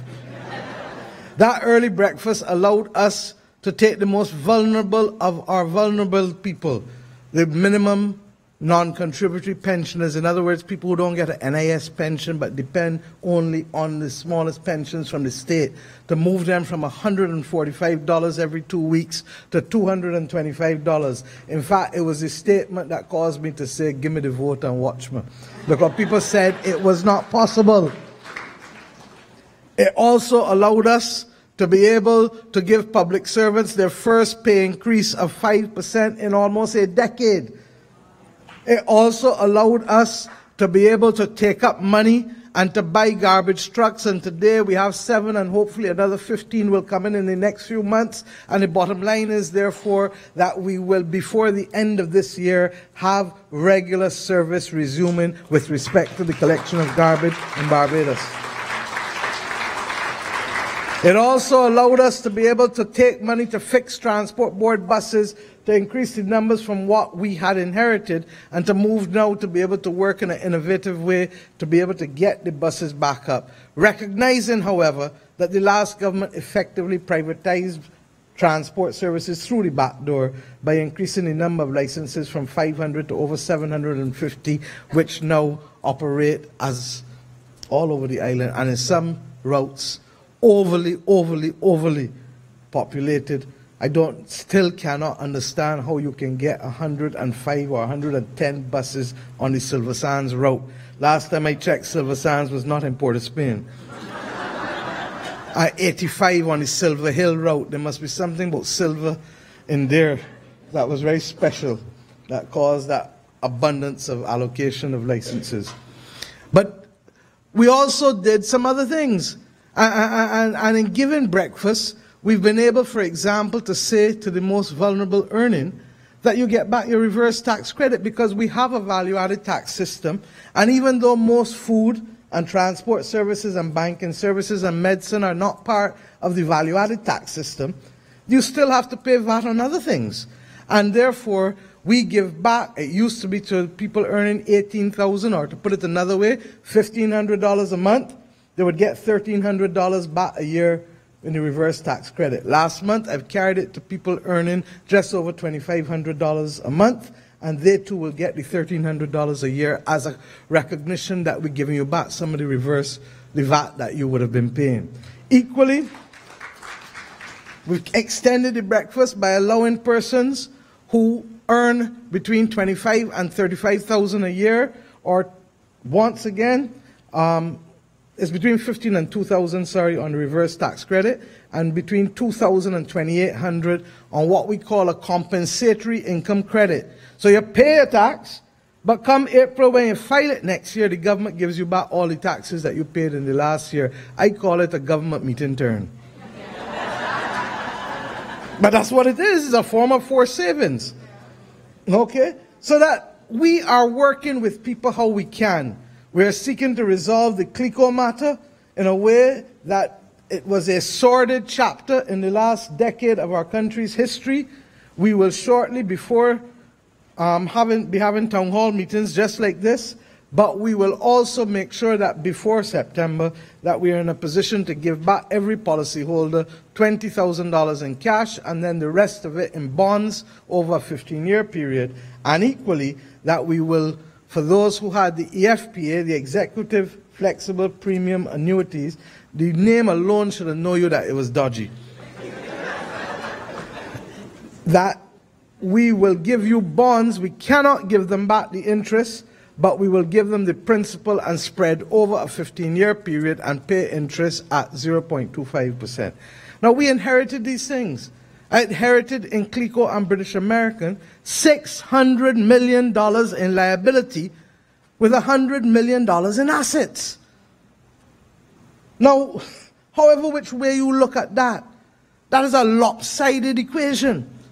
And when we therefore say to the people of Barbados, or when we do as Dale did just now, to thank them for their patience, it is because from every corner, at every angle, we have had to fight a battle to bring our country back to stability, to bring it back to the platform from which growth can be launched. But we do so conscious that no amount of 30 people in Parliament, no amount of 51 people in both houses, no amount of 15,000, 16,000 in the public service and another 7,000, 8,000 in the SOEs, no amount of 280,000 in Barbados alone can do the journey alone. It requires all who consider Barbados in their heart to be the basis for their interests, their commitment, their engagement, and who simply, in a word that I know well because it's the middle name that I have, who love Barbados. I thank you and ask you to join us on this journey, because it is only then that we can truly prove to our children, for their children to recognize that many hands always make light work. Thank you.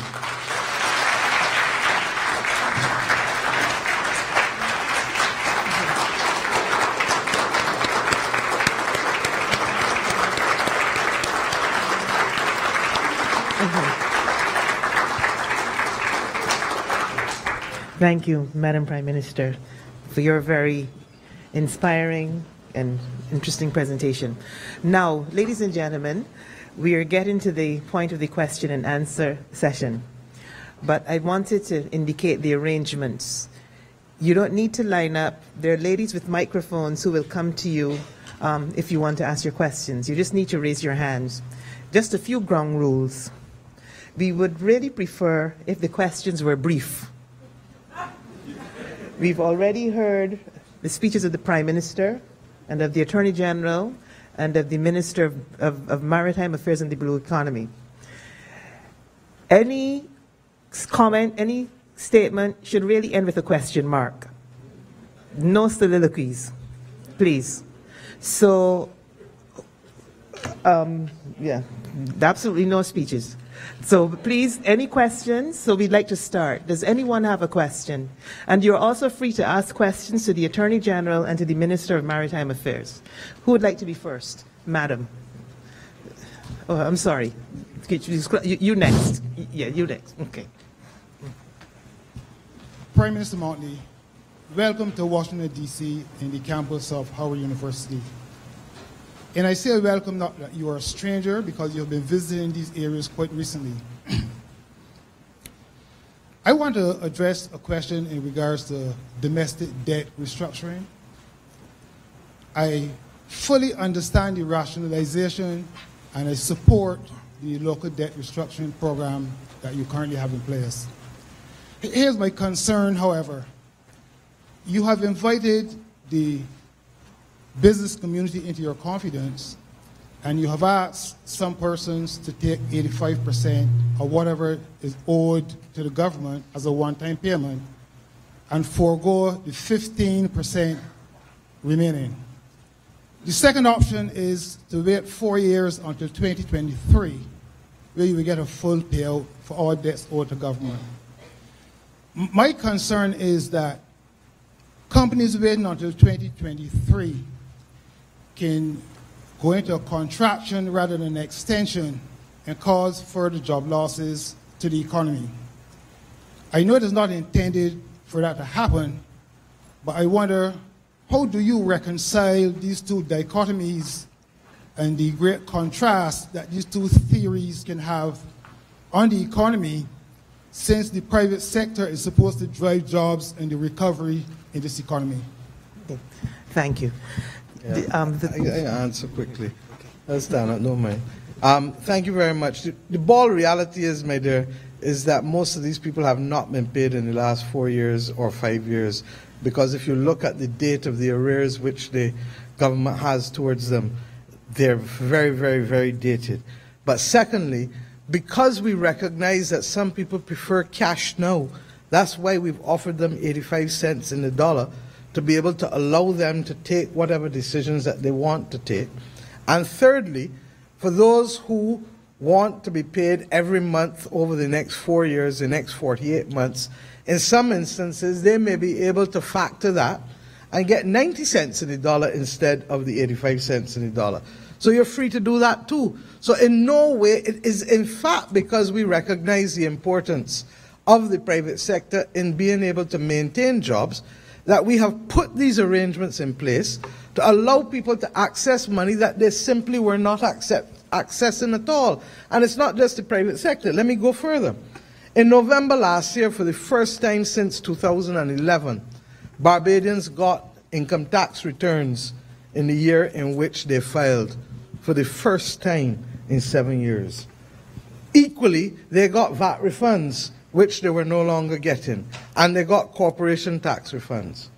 Similarly, we recognize after the domestic debt restructuring, or let me go into it, in the domestic debt restructuring, there were people who held savings bonds, and the savings bonds were excluded from the domestic debt restructuring because we well remember the ads and the calypsos being used to encourage people in the last few years to bring their money, and we felt that there was something absolutely immoral about asking people to put in their money and then putting them on the front line of the acts with respect to individuals who were not financial literati or cognoscenti like the banks.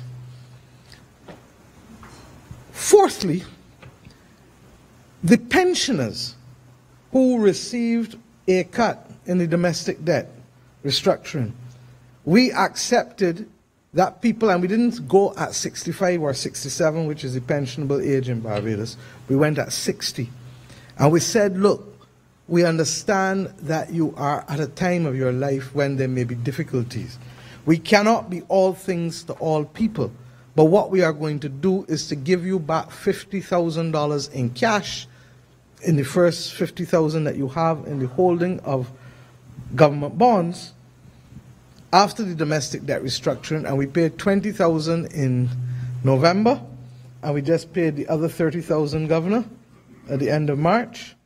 And then we said, for those who have up to $250,000, we're going to give you another $200,000, but stretched out in 48 equal installments over the next 4 years. And similar to what we are doing with the businesses. So we have tried our best to be faithful to all, to be able to give back all as much as possible, but to do so in a way that does not put at risk at any stage the country's fiscal stability. And when you reflect that in June last year, we walked in to a government, 25th of May, we walked into a government that owed $1.9 billion to people, from businesses to individuals to others. We've also indicated that over the course of the next few months that we will start paying down the income tax arrears and the corporation tax refunds that are owed to people that were owed from 2011 to 2016. And therefore, we cannot so let go our hands to capsize or to topple over the stability which we have worked so hard to do. And we will not do that. But we have given people that which many did not ever expect to see in this life or the next life again.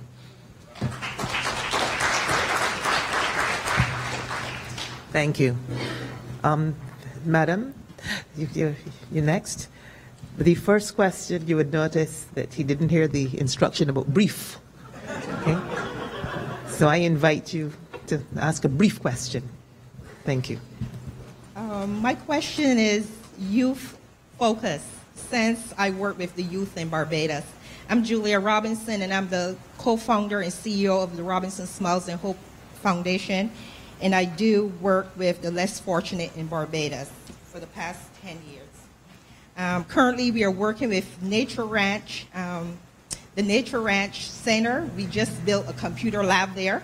We are working with Crime Stoppers with their Cool Kids program, which started a program on anger management and conflict resolution. So we're working on that. My question is, what is the government doing? My question is, what is the government doing to curb the crime in Barbados among the youth? I had a couple suggestions, but since time is short, I will talk to you guys after. Thank you.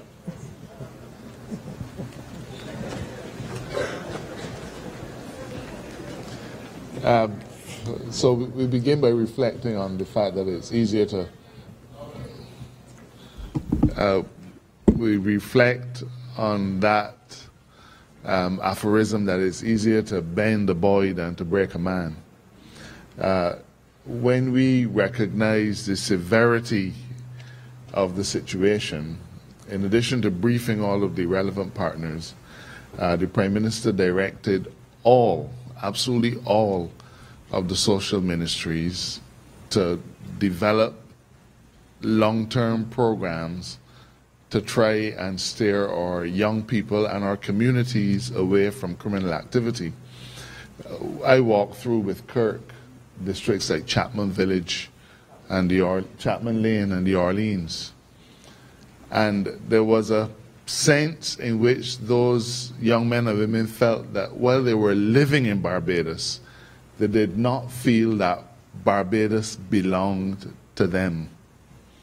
And it's therefore easy to understand why they behave in the way they do, because all of these things are happening around them, but they can't claim ownership or even relationship with any of these things.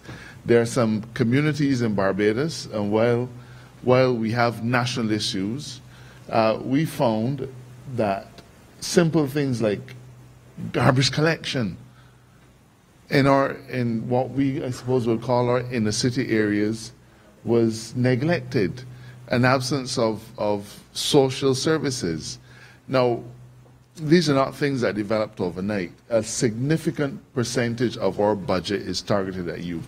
I think the single largest component of our national budget is spent on education. And that would tell you that education is focused on our young people. But somehow or another, over the last 10 years, all of the social programs that should have been targeted towards steering our young people away from antisocial activity have gone astray. You asked what we are doing. We've therefore directed all of our departments to refocus their efforts. We've said to them we don't want any quick fix solutions. A basketball tournament lasts 2 weeks. Doesn't alter the lives of any young people. So we've asked them to come back to us with long-term programs. But in anticipation of successful programs, the Prime Minister has dedicated extraordinary funds to those particular government departments so that they can carry out the programs. We know that particular agency, Corey Lane, an outstanding young man. But I have to tell you that one of the constant refrains is that all of those young men and women who've gone astray, they didn't come from Mars. They grew up in our homes. They were burnished in our churches. They went to our schools. We had a 19-year-old young man only in February who was out on bail for a firearm offense and went and shot one of Barbados' promising young actors, young man named, his nickname was Short Boss. You know about the dreadful incident in Sheraton Center. That young man was 21 years old who shot and killed the individual, the young man who was charged for shooting. And when we look at the statistics, we are seeing a large number of people who are under 30. Under 30. Now, 10 years ago, those individuals, some of those individuals would just have left school. The 19-year-old fella who was charged with the shooting in St. George, he would have been about to sit the common entrance exam. So somehow or another, along the course of his development, along the course of his life pattern, something has gone astray. Now, I can assure you, ma'am, that the government of Barbados is we are going to devote all of the resources that are necessary. But, you know, the government does not raise children. That's it. They belong to you, well, proverbially, and they belong to me. So whatever interventions we do by way of financial resources or social services, those are interventions that will take time to gestate, time to develop, and time to steer our young people away. So what does that leave us with? Our immediate solutions have to be with our families and the institutions that have traditionally helped to keep our young people away from crime. Let me share with you a few statistics. 30 years, if we divided the last 30 years into decades, and we go to the first decade starting from 88 to 98, we had about 160 homicides, and of those only 40 were by firearms. Just 40. When we talk about longing for the good old days, I sometimes wish we went back to those good old days. 40 is too many, but that was what we had 30 years ago. The next decade, from 98 until 2008, we had about 262 homicides, and of them, about 100 were by firearms. In the last decade, ending last year, we had 260 homicides, and of them, about 140 were by firearms. 140 out of about 260. In the last in these first months of the year, we've had 20 homicides. Of those 20, 12 were by firearms. So we have somehow or another embraced a firearm culture. And, you know, I'm not going to bore you with all of the statistics. We have statistics coming out of our ears, but those statistics mean nothing at all unless we begin to grapple with the problems in our homes.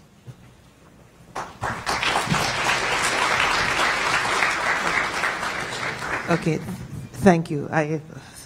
1 second, madam. I see Harriet, Omo. Madam, you first, and then afterwards Harriet, Dr. Omowale Elson.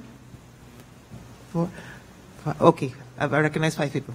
Dr. Harris. Okay, 1 second. You start, madam, with a brief question. A brief question so that everybody else gets a chance. Understood. Because the Prime Minister only has another 15 minutes with us. So Understood. please, thank you. You're welcome. So I'm Sandra Belgrave, and my question is, what has the Barbados government done so far to help combat elderly abuse? There's been a lot of Thank you. Elderly abuse. What has the government done so far to help combat elderly abuse? Thank you. Madam Prime Minister.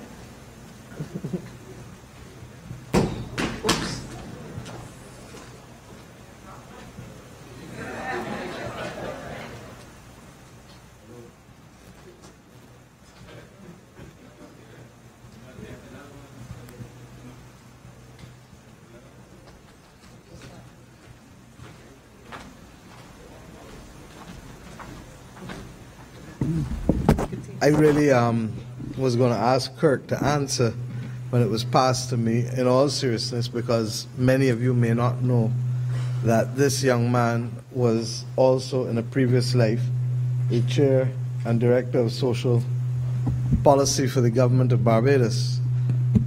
There's a lot of feedback here. Yeah.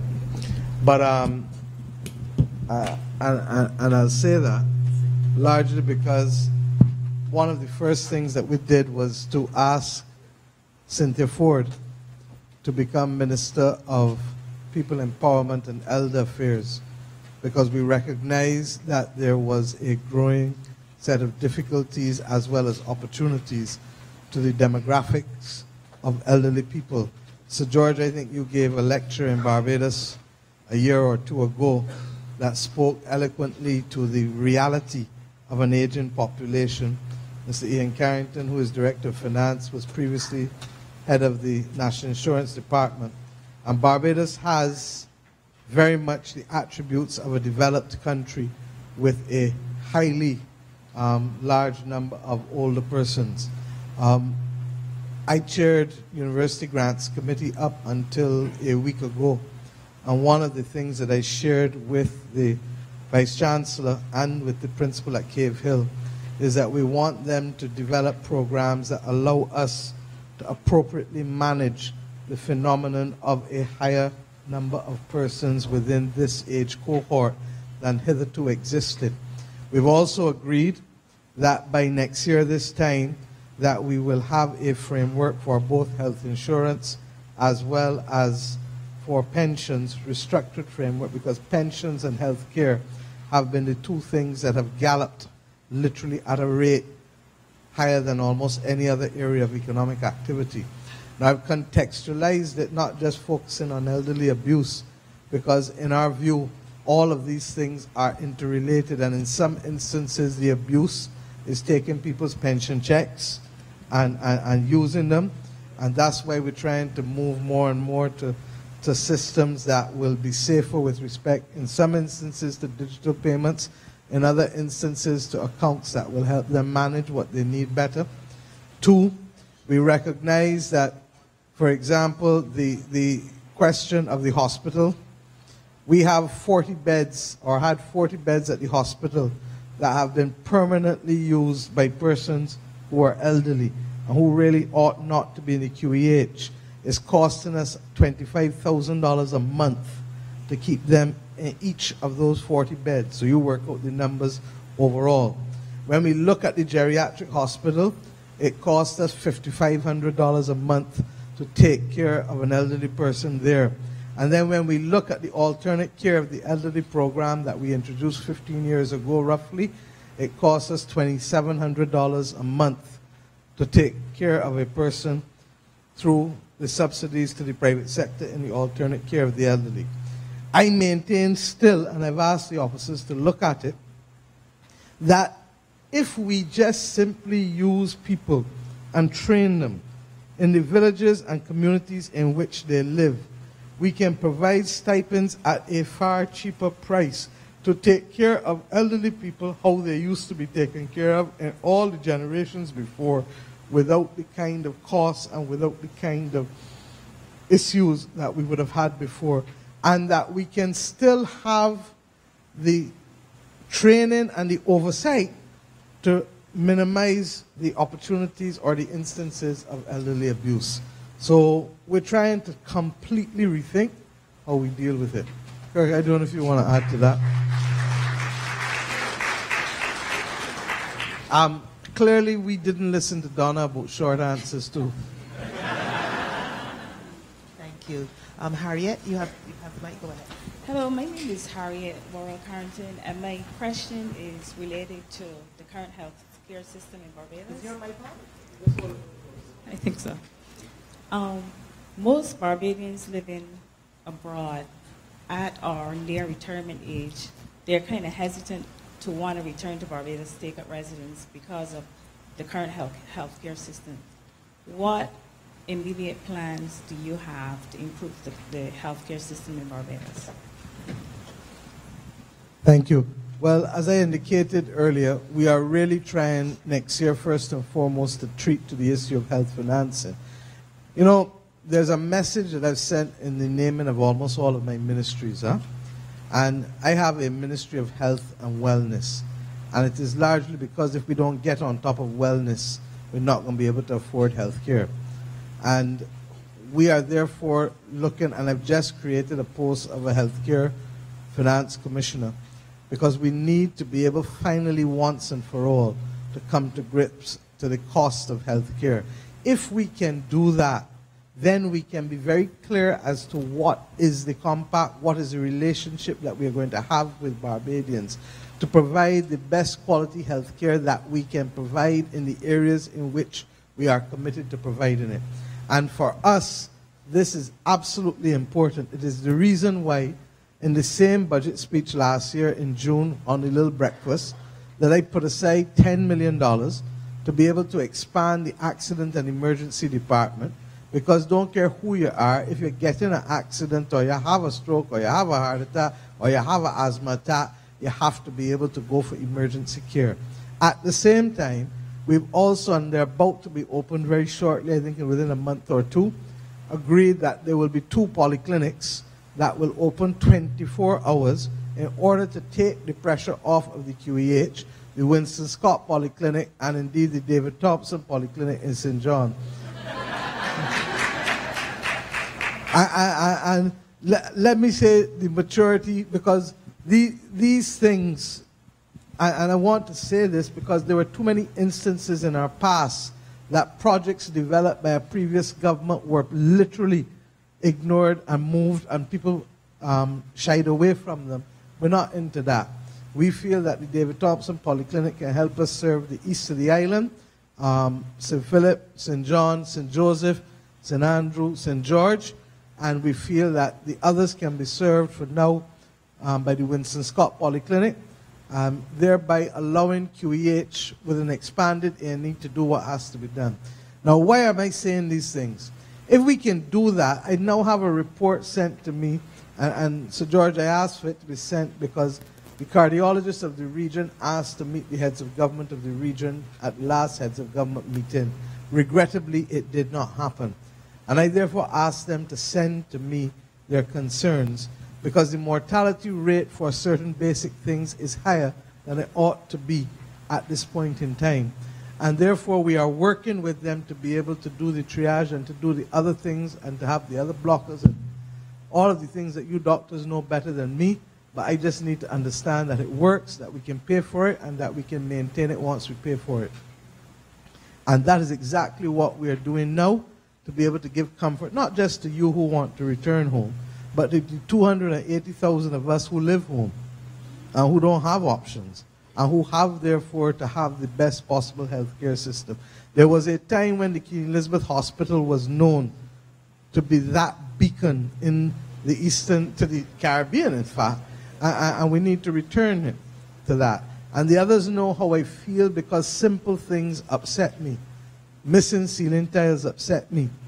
Dust upset me, because I don't know how you can have dust in a hospital, because that then has other consequences with respect to the functioning of the hospital.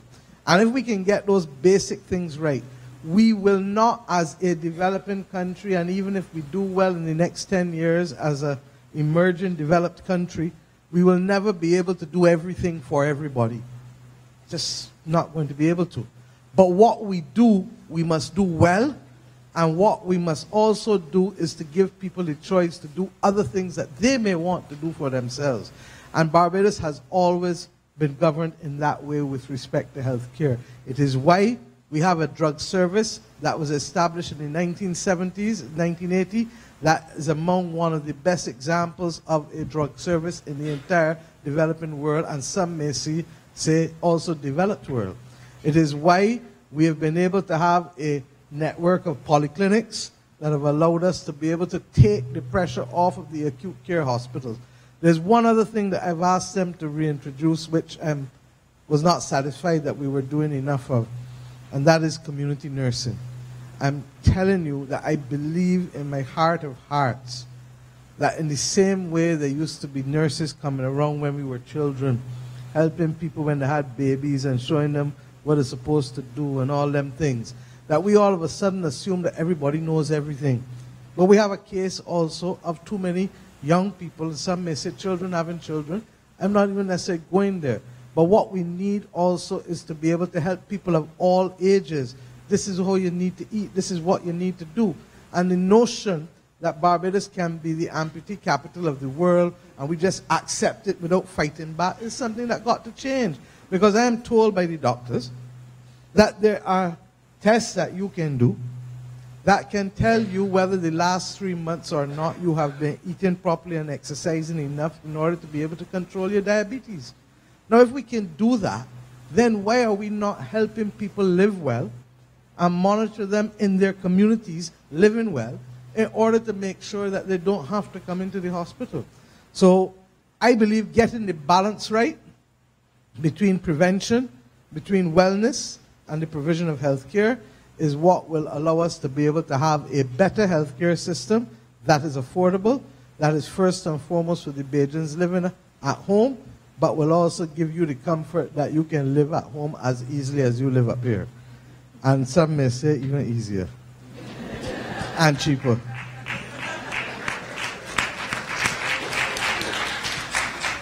Thank you. I'm going to allow 3 brief questions. The lady closest to you here, I can identify 4 brief questions. 4 very brief questions.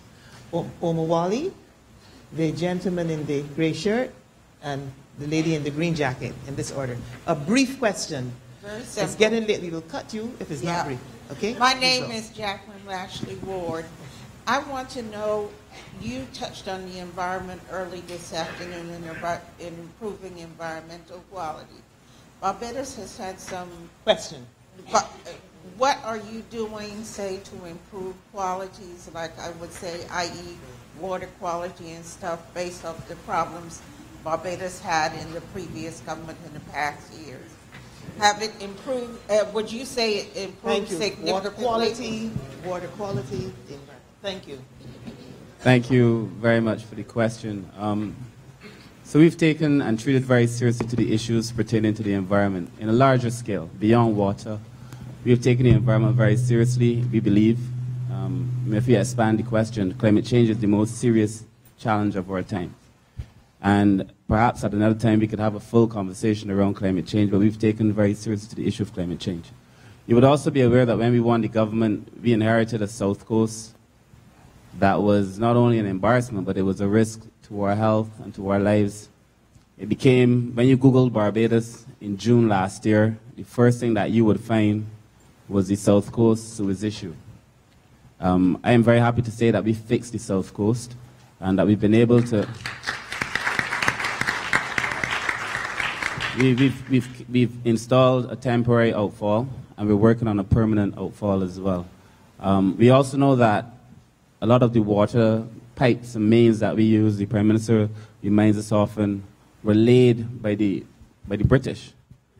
And they're about 100 and something years old. And that a lot of the pipes are actually leaking, and that what we're getting revenue from, in many cases, is less than 50% of the water we're actually getting revenue from actually comes to your pipe. I mean, a lot of it is wasted in the pipes, the drains, and we're working on that as well. It's going to take some time. We have an overall water policy now where we're looking at how best are we able to distribute water to areas that don't even have water. And I mean, the truth is Barbados is a water scarce country.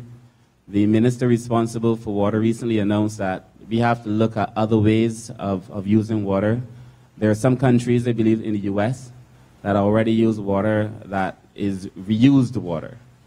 And that perhaps that is the way that we will have to go in the future as well, to be able to get water to everybody in Barbados. But we're looking at it from a holistic point of view, because at the end of the day, water is the one thing that we all need to survive. So I think those are some of the things that we're doing to address the water challenge. But I mean, it is not going to be resolved obviously overnight. It is a very complex challenge. We also know that a few years ago, a government took the decision to build a building. How much was the building worth? The Water Authority building. They spent millions on a building as opposed to putting the money into doing the pipes. So there are some issues that we have, but we're working on having a solution. I will only add that we actually have a major meeting in 2 weeks' time where we bring all the scientists and engineers together, looking at the issue of adequacy and augmentation, and also the thesis as to how we will treat to the West Coast sewage as well. So it's a combination of augmentation of water. The last government committed to signing 2 major desal contracts where the prices are prices that we can't even begin to think of or afford. And it would add, in addition to the expansion of the existing desal, and the 2 new desal plants would add $100 million in expenditure a year to the Water Authority. So we're trying to wrestle and to be able to make sense of those things that are clearly unsustainable. But yes, we have fixed temporarily the immediate problems of the South Coast. We will now build a permanent outfall, and we will now look at doing the construction to carry the South Coast to tertiary. Liz can give you chapter and verse and thesis on that and its history when we go downstairs to the reception. Madam Prime Minister, my name is Omowale Elson, and I also want to say briefly welcome to Dr. Roy, who is my mentor at O-Level Institute. I'm one of his students. Wonderful. You can give testimony to what I spoke yes, to. Indeed. Now we are going to be moving over 8,000 people through our embassy in June, and we do that every year. And they come in, they like our Shirley's, and we have to convince them that there's a Shirley biscuits. They say they're the best cookies they ever had. And they sample our rum punch, and they talk in other tongues and want to know where they can get it. My question to you is, do you see a need for restructuring our embassy to have a commercial section that can respond in an agile way to investments that people have? Because I move around Maryland and DC in Chamber of Commerce and meet with entrepreneurs, and they want to invest. You see, these are not large, like we go through IDC and so forth. These are small investors. And I see a need for an intersection, a commercial intersection in our embassy. Is that something that you'll be interested in? Let me say, more and more our diplomacy, and those in the Foreign Service would have been told that our diplomacy is going to be based on commercial diplomacy. Barbados doesn't have the luxury not to have commercial diplomacy at its core. Having said that, part and parcel of what you're talking about goes beyond commercial diplomacy. And it goes really to being able to make the connection with the markets that you want. That's why 12 years ago we had created something called Export Barbados.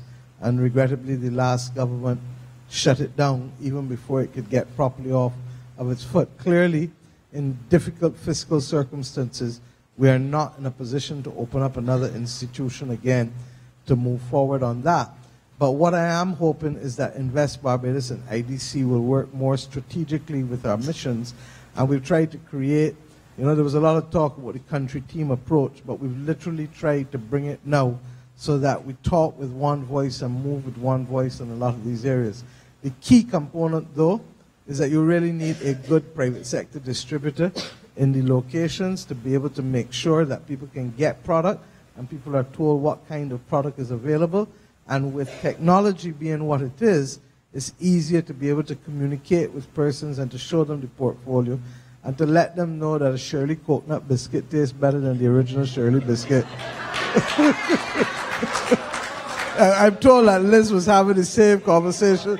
And the truth is that you need to stay far from it, because if not, Sir George will tell us that the chronic NCDs are getting the better of us. Okay, thank you. A brief question, madam. Actually, the gentleman was before you, but I know he would agree to let you go first if you have a brief question, which will elicit a brief response. So speaking as a public health professional, I saw there was a recent report in the newspaper that stated that there's a rise in STIs. And I wanted to know what were some planned interventions or, what were the next steps to take to reduce some of those STIs, especially among youth in Barbados? Well, Two questions at a time. Sir? Good afternoon. You're right, Honorable Prime Minister. Question is for you. Full disclosure, I'm already talking to His Excellency about this issue. My question is your government willing to invest a little bit of money in promoting energy-efficient appliances in Barbados, especially energy-efficient air conditioners, LED lighting, to cut back on electricity use? Because as we know, if you are efficient in using electricity, then you cut back on fossil fuels, fossil stations and everything, and promote, If I may, we've actually already started it. I mean, in fairness, there are 2 IDB projects that promote smart energy and efficient energy usage, not just in government, but I believe that there was also some funding that was done at EGFL, Enterprise Growth Fund Limited, in order to make it affordable for businesses to buy and change out the air conditioning units and a number of other key instruments. So it's happening. With respect to the increase in SDIs, look, part of it is encouraging people into responsible behavior. And that's part and parcel of education, public education, and nurturing. And in almost everything, when I say to you that the last decade was a lost decade, I really mean it. Because there are some things where non-formal education, which would normally be taken up by the state and GIS and Community Development and Family Planning Association and all of these entities, Family Planning got a cut in their subvention. GIS didn't have the money to do what it was traditionally doing. A lot of the public education that would have hitherto taken place got dropped by the wayside because you couldn't even collect garbage or get buses on the road. So all of these are the consequences of a country that was beginning to implode as we saw. We have now, and remember, prior to 2008, we also had a very active HIV and AIDS Commission functioning that didn't only focus on HIV/AIDS, but focused on all STIs. And it's almost as if that topic just went into somewhere, evaporated into the atmosphere. So we will be resuming that engagement, but it goes back to responsible behavior, period. And whether it is to avoid arguments and criminality, or whether it is to have responsibility with respect to how you treat to your own health care. I mean, I've made the point, I'm fighting a battle, but I have a thyroid problem and I need to get on top of it. and it's giving me hell. Okay, so that there are reasons and there are causes, but we have to fight. And it's not fit. You don't win in a day, but you just got to stay the course with it. Similarly, sexual behavior, we need to encourage people to be responsible about it. I won't do like the others who have told Kirk that he cannot ban all single-use plastics with respect.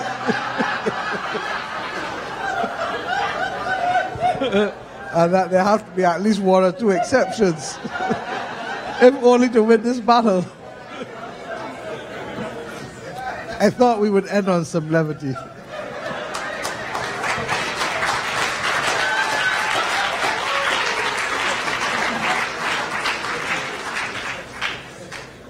I had promised, now before we go, I had promised one last question to Dr. Heather Harris. We'll take the question. Yes, good evening. Dr. Heather Harris, I had promised one, but since you already have the mic, ma'am, in fairness, one short question, and if you can pass the mic immediately after to Dr. Heather Harris so she can ask her question. Thank you. After that, we should like to invite the representative of Howard University who will be making a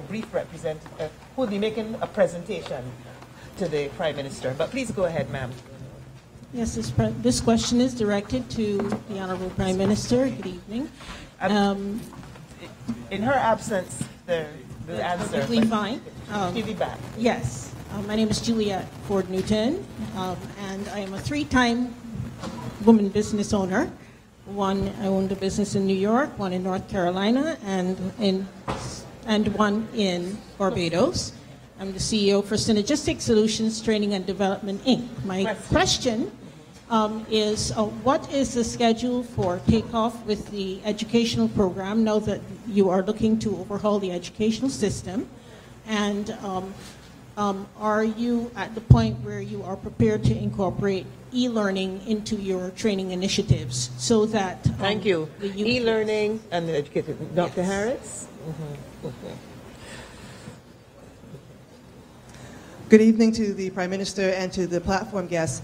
My name is Heather Harris, first of all. My question is, based on the past Prime Ministers of Barbados and the CARICOM leaders, I'd like to know from the Prime Minister who has inspired her and how. Yeah, okay.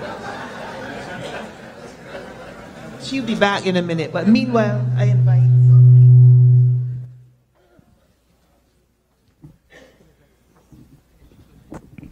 Yes, on the question of, I apologize, when the Prime Minister comes back, when the Prime Minister comes back, which one?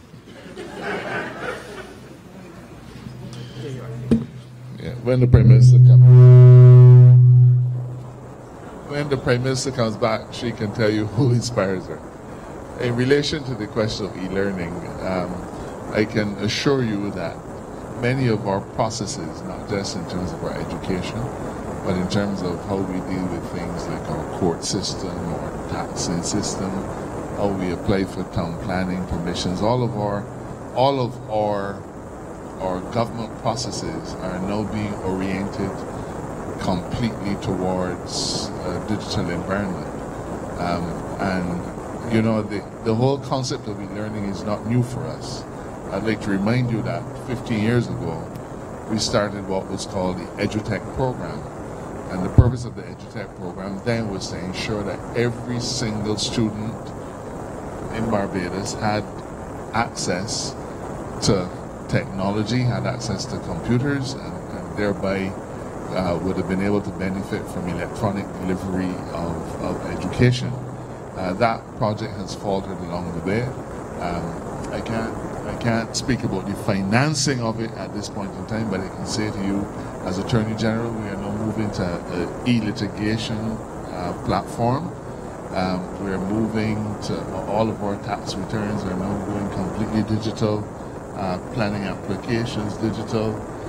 So the Barbados that you will see unfolding over the next few months will be one that grasps entirely the concept of digital interface. So I can assure you that with that in mind, e-learning, as you describe it, is going to be a part of that process. Prime Minister, there was a question about what inspired you, and I started to answer, but I faltered along the way.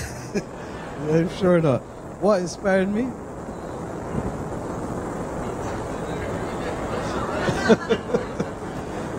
I was about to tell you to what, because what better says it than who alone. What is being Bajan and being Caribbean. And that's the truth. I used to dream as a child and say, wow, I'm so sorry I wasn't around at the time of independence, because the heady feeling that they had then, I imagine, must have been out of this world. What it is to give birth to a nation.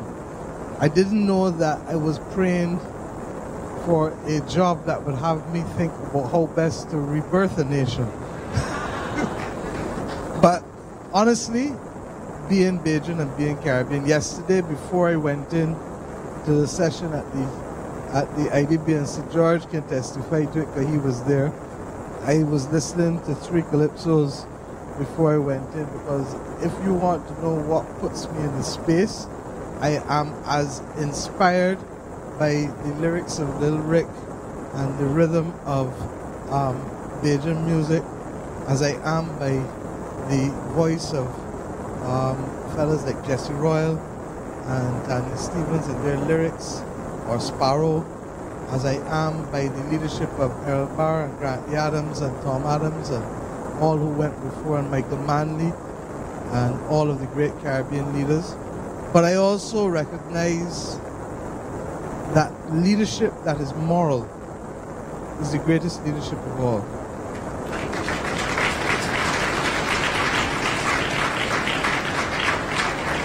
And that's why you keep hearing me refer in all of the things that I say, possibly to 3 people.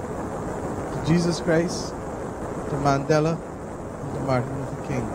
Because their leadership was not leadership of politics, but leadership of men and women born with values. And I keep making the point that principles only mean something when it is inconvenient to stand by them. And believe you me, that is what I took from Errol Barrow saying to the United Nations, that we shall be friends of all, satellites of none. And we've come to understand, especially as I speak to you, that there is a price to pay for staying committed to principle. I keep saying that I have a speech on me to give in the next few months, how hard it is to be good in today's world.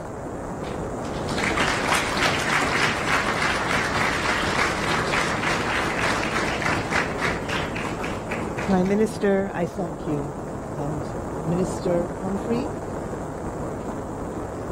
Attorney General, I thank you very much for coming out here this evening and for sharing your vision for Barbados. I thank you all for coming out this evening and for sharing your vision for Barbados. This personally, for me, this is very inspiring. I left Washington 10 years ago and I came back here. This is the first serious visit back to Washington in that time, as I prepare to go back to Barbados, back to the Ministry of Foreign Affairs. And I really am inspired by the message that you've given this evening. I should like to invite Miss Tiffany Lynch for Cuba. Actually, this is the first time that I've had the opportunity to introduce the Prime Minister's Prime Minister, because the last time I saw her, she had come to Cuba as the leader of the opposition. At that time, I was the head of mission in Cuba, not yet the ambassador, but preparing, as the head of mission, and the then leader of the opposition led a delegation of some members who are now ministers of government, and to meet with the Cuban government. And, you know, at that time, we didn't know what would happen, even though there was already some indication, but what was to happen happened. So I'm happy that I have the opportunity, Madam Prime Minister, to engage with you this evening. Tiffany, would like to join us?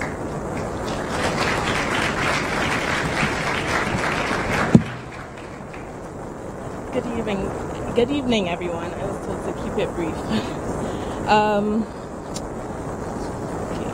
I'm extremely honored and delighted to give the vote of thanks on this very special occasion. I would like to thank the Right Honorable Mia Amora Motley, known to many of the youth of Barbados as Auntie Mia, for joining us today to address the Caribbean community of the DMV. I am ecstatic to have been here to witness this. Your words have positively impacted me, and I'm sure everyone will agree that what you had to say was very thought-provoking and certainly enlightening for us all.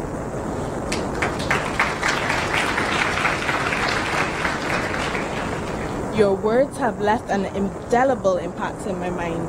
I'm extremely inspired by and proud of Auntie Mia, who is a trailblazer and an exceptional example of leadership through service. I am proud of her, not only for being the first female Prime Minister of Barbados, but also for her long and outstanding service to the people of Barbados and for all that she has accomplished both in Barbados and the wider Caribbean. Personally, I also want to express my sincere and heartfelt thanks to you, Auntie, for your unyielding commitment and invaluable contributions to the development of our Barbadian youth. When you were Minister of Education, you endorsed and supported the primary school strings program and the Barbados National Youth Symphony Orchestra, of which I am one of the thousands of beneficiaries. Thank you. I came through the strings program as a young violinist, and today I am the concert mistress of the Howard University Symphony Orchestra.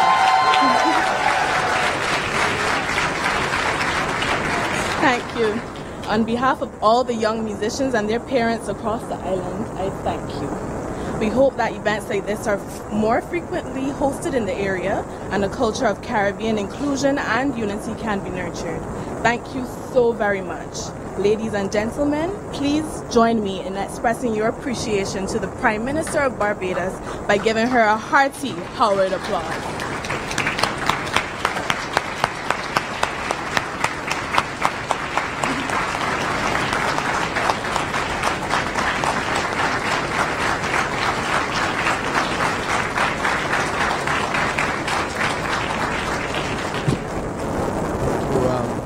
That's what inspires me. There's moments like this too, and let me tell you why before I cry.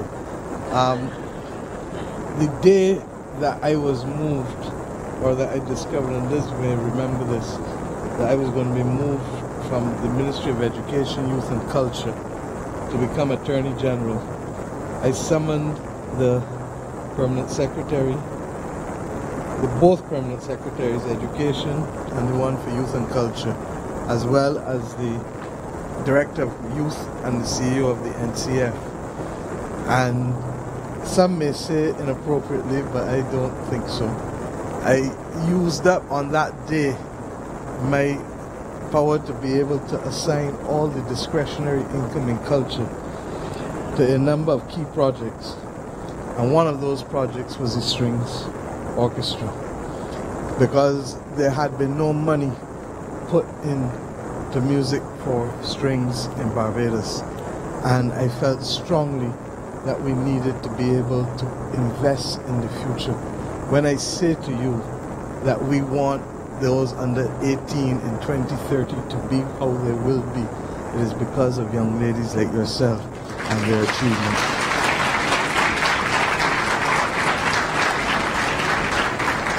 And I thank you for your kind words, but above all else, I thank you for your grace, your confidence, and clearly for your commitment to excellence, because to be at your age, what you have achieved at this university says to me that we can truly take on the world. God bless you all.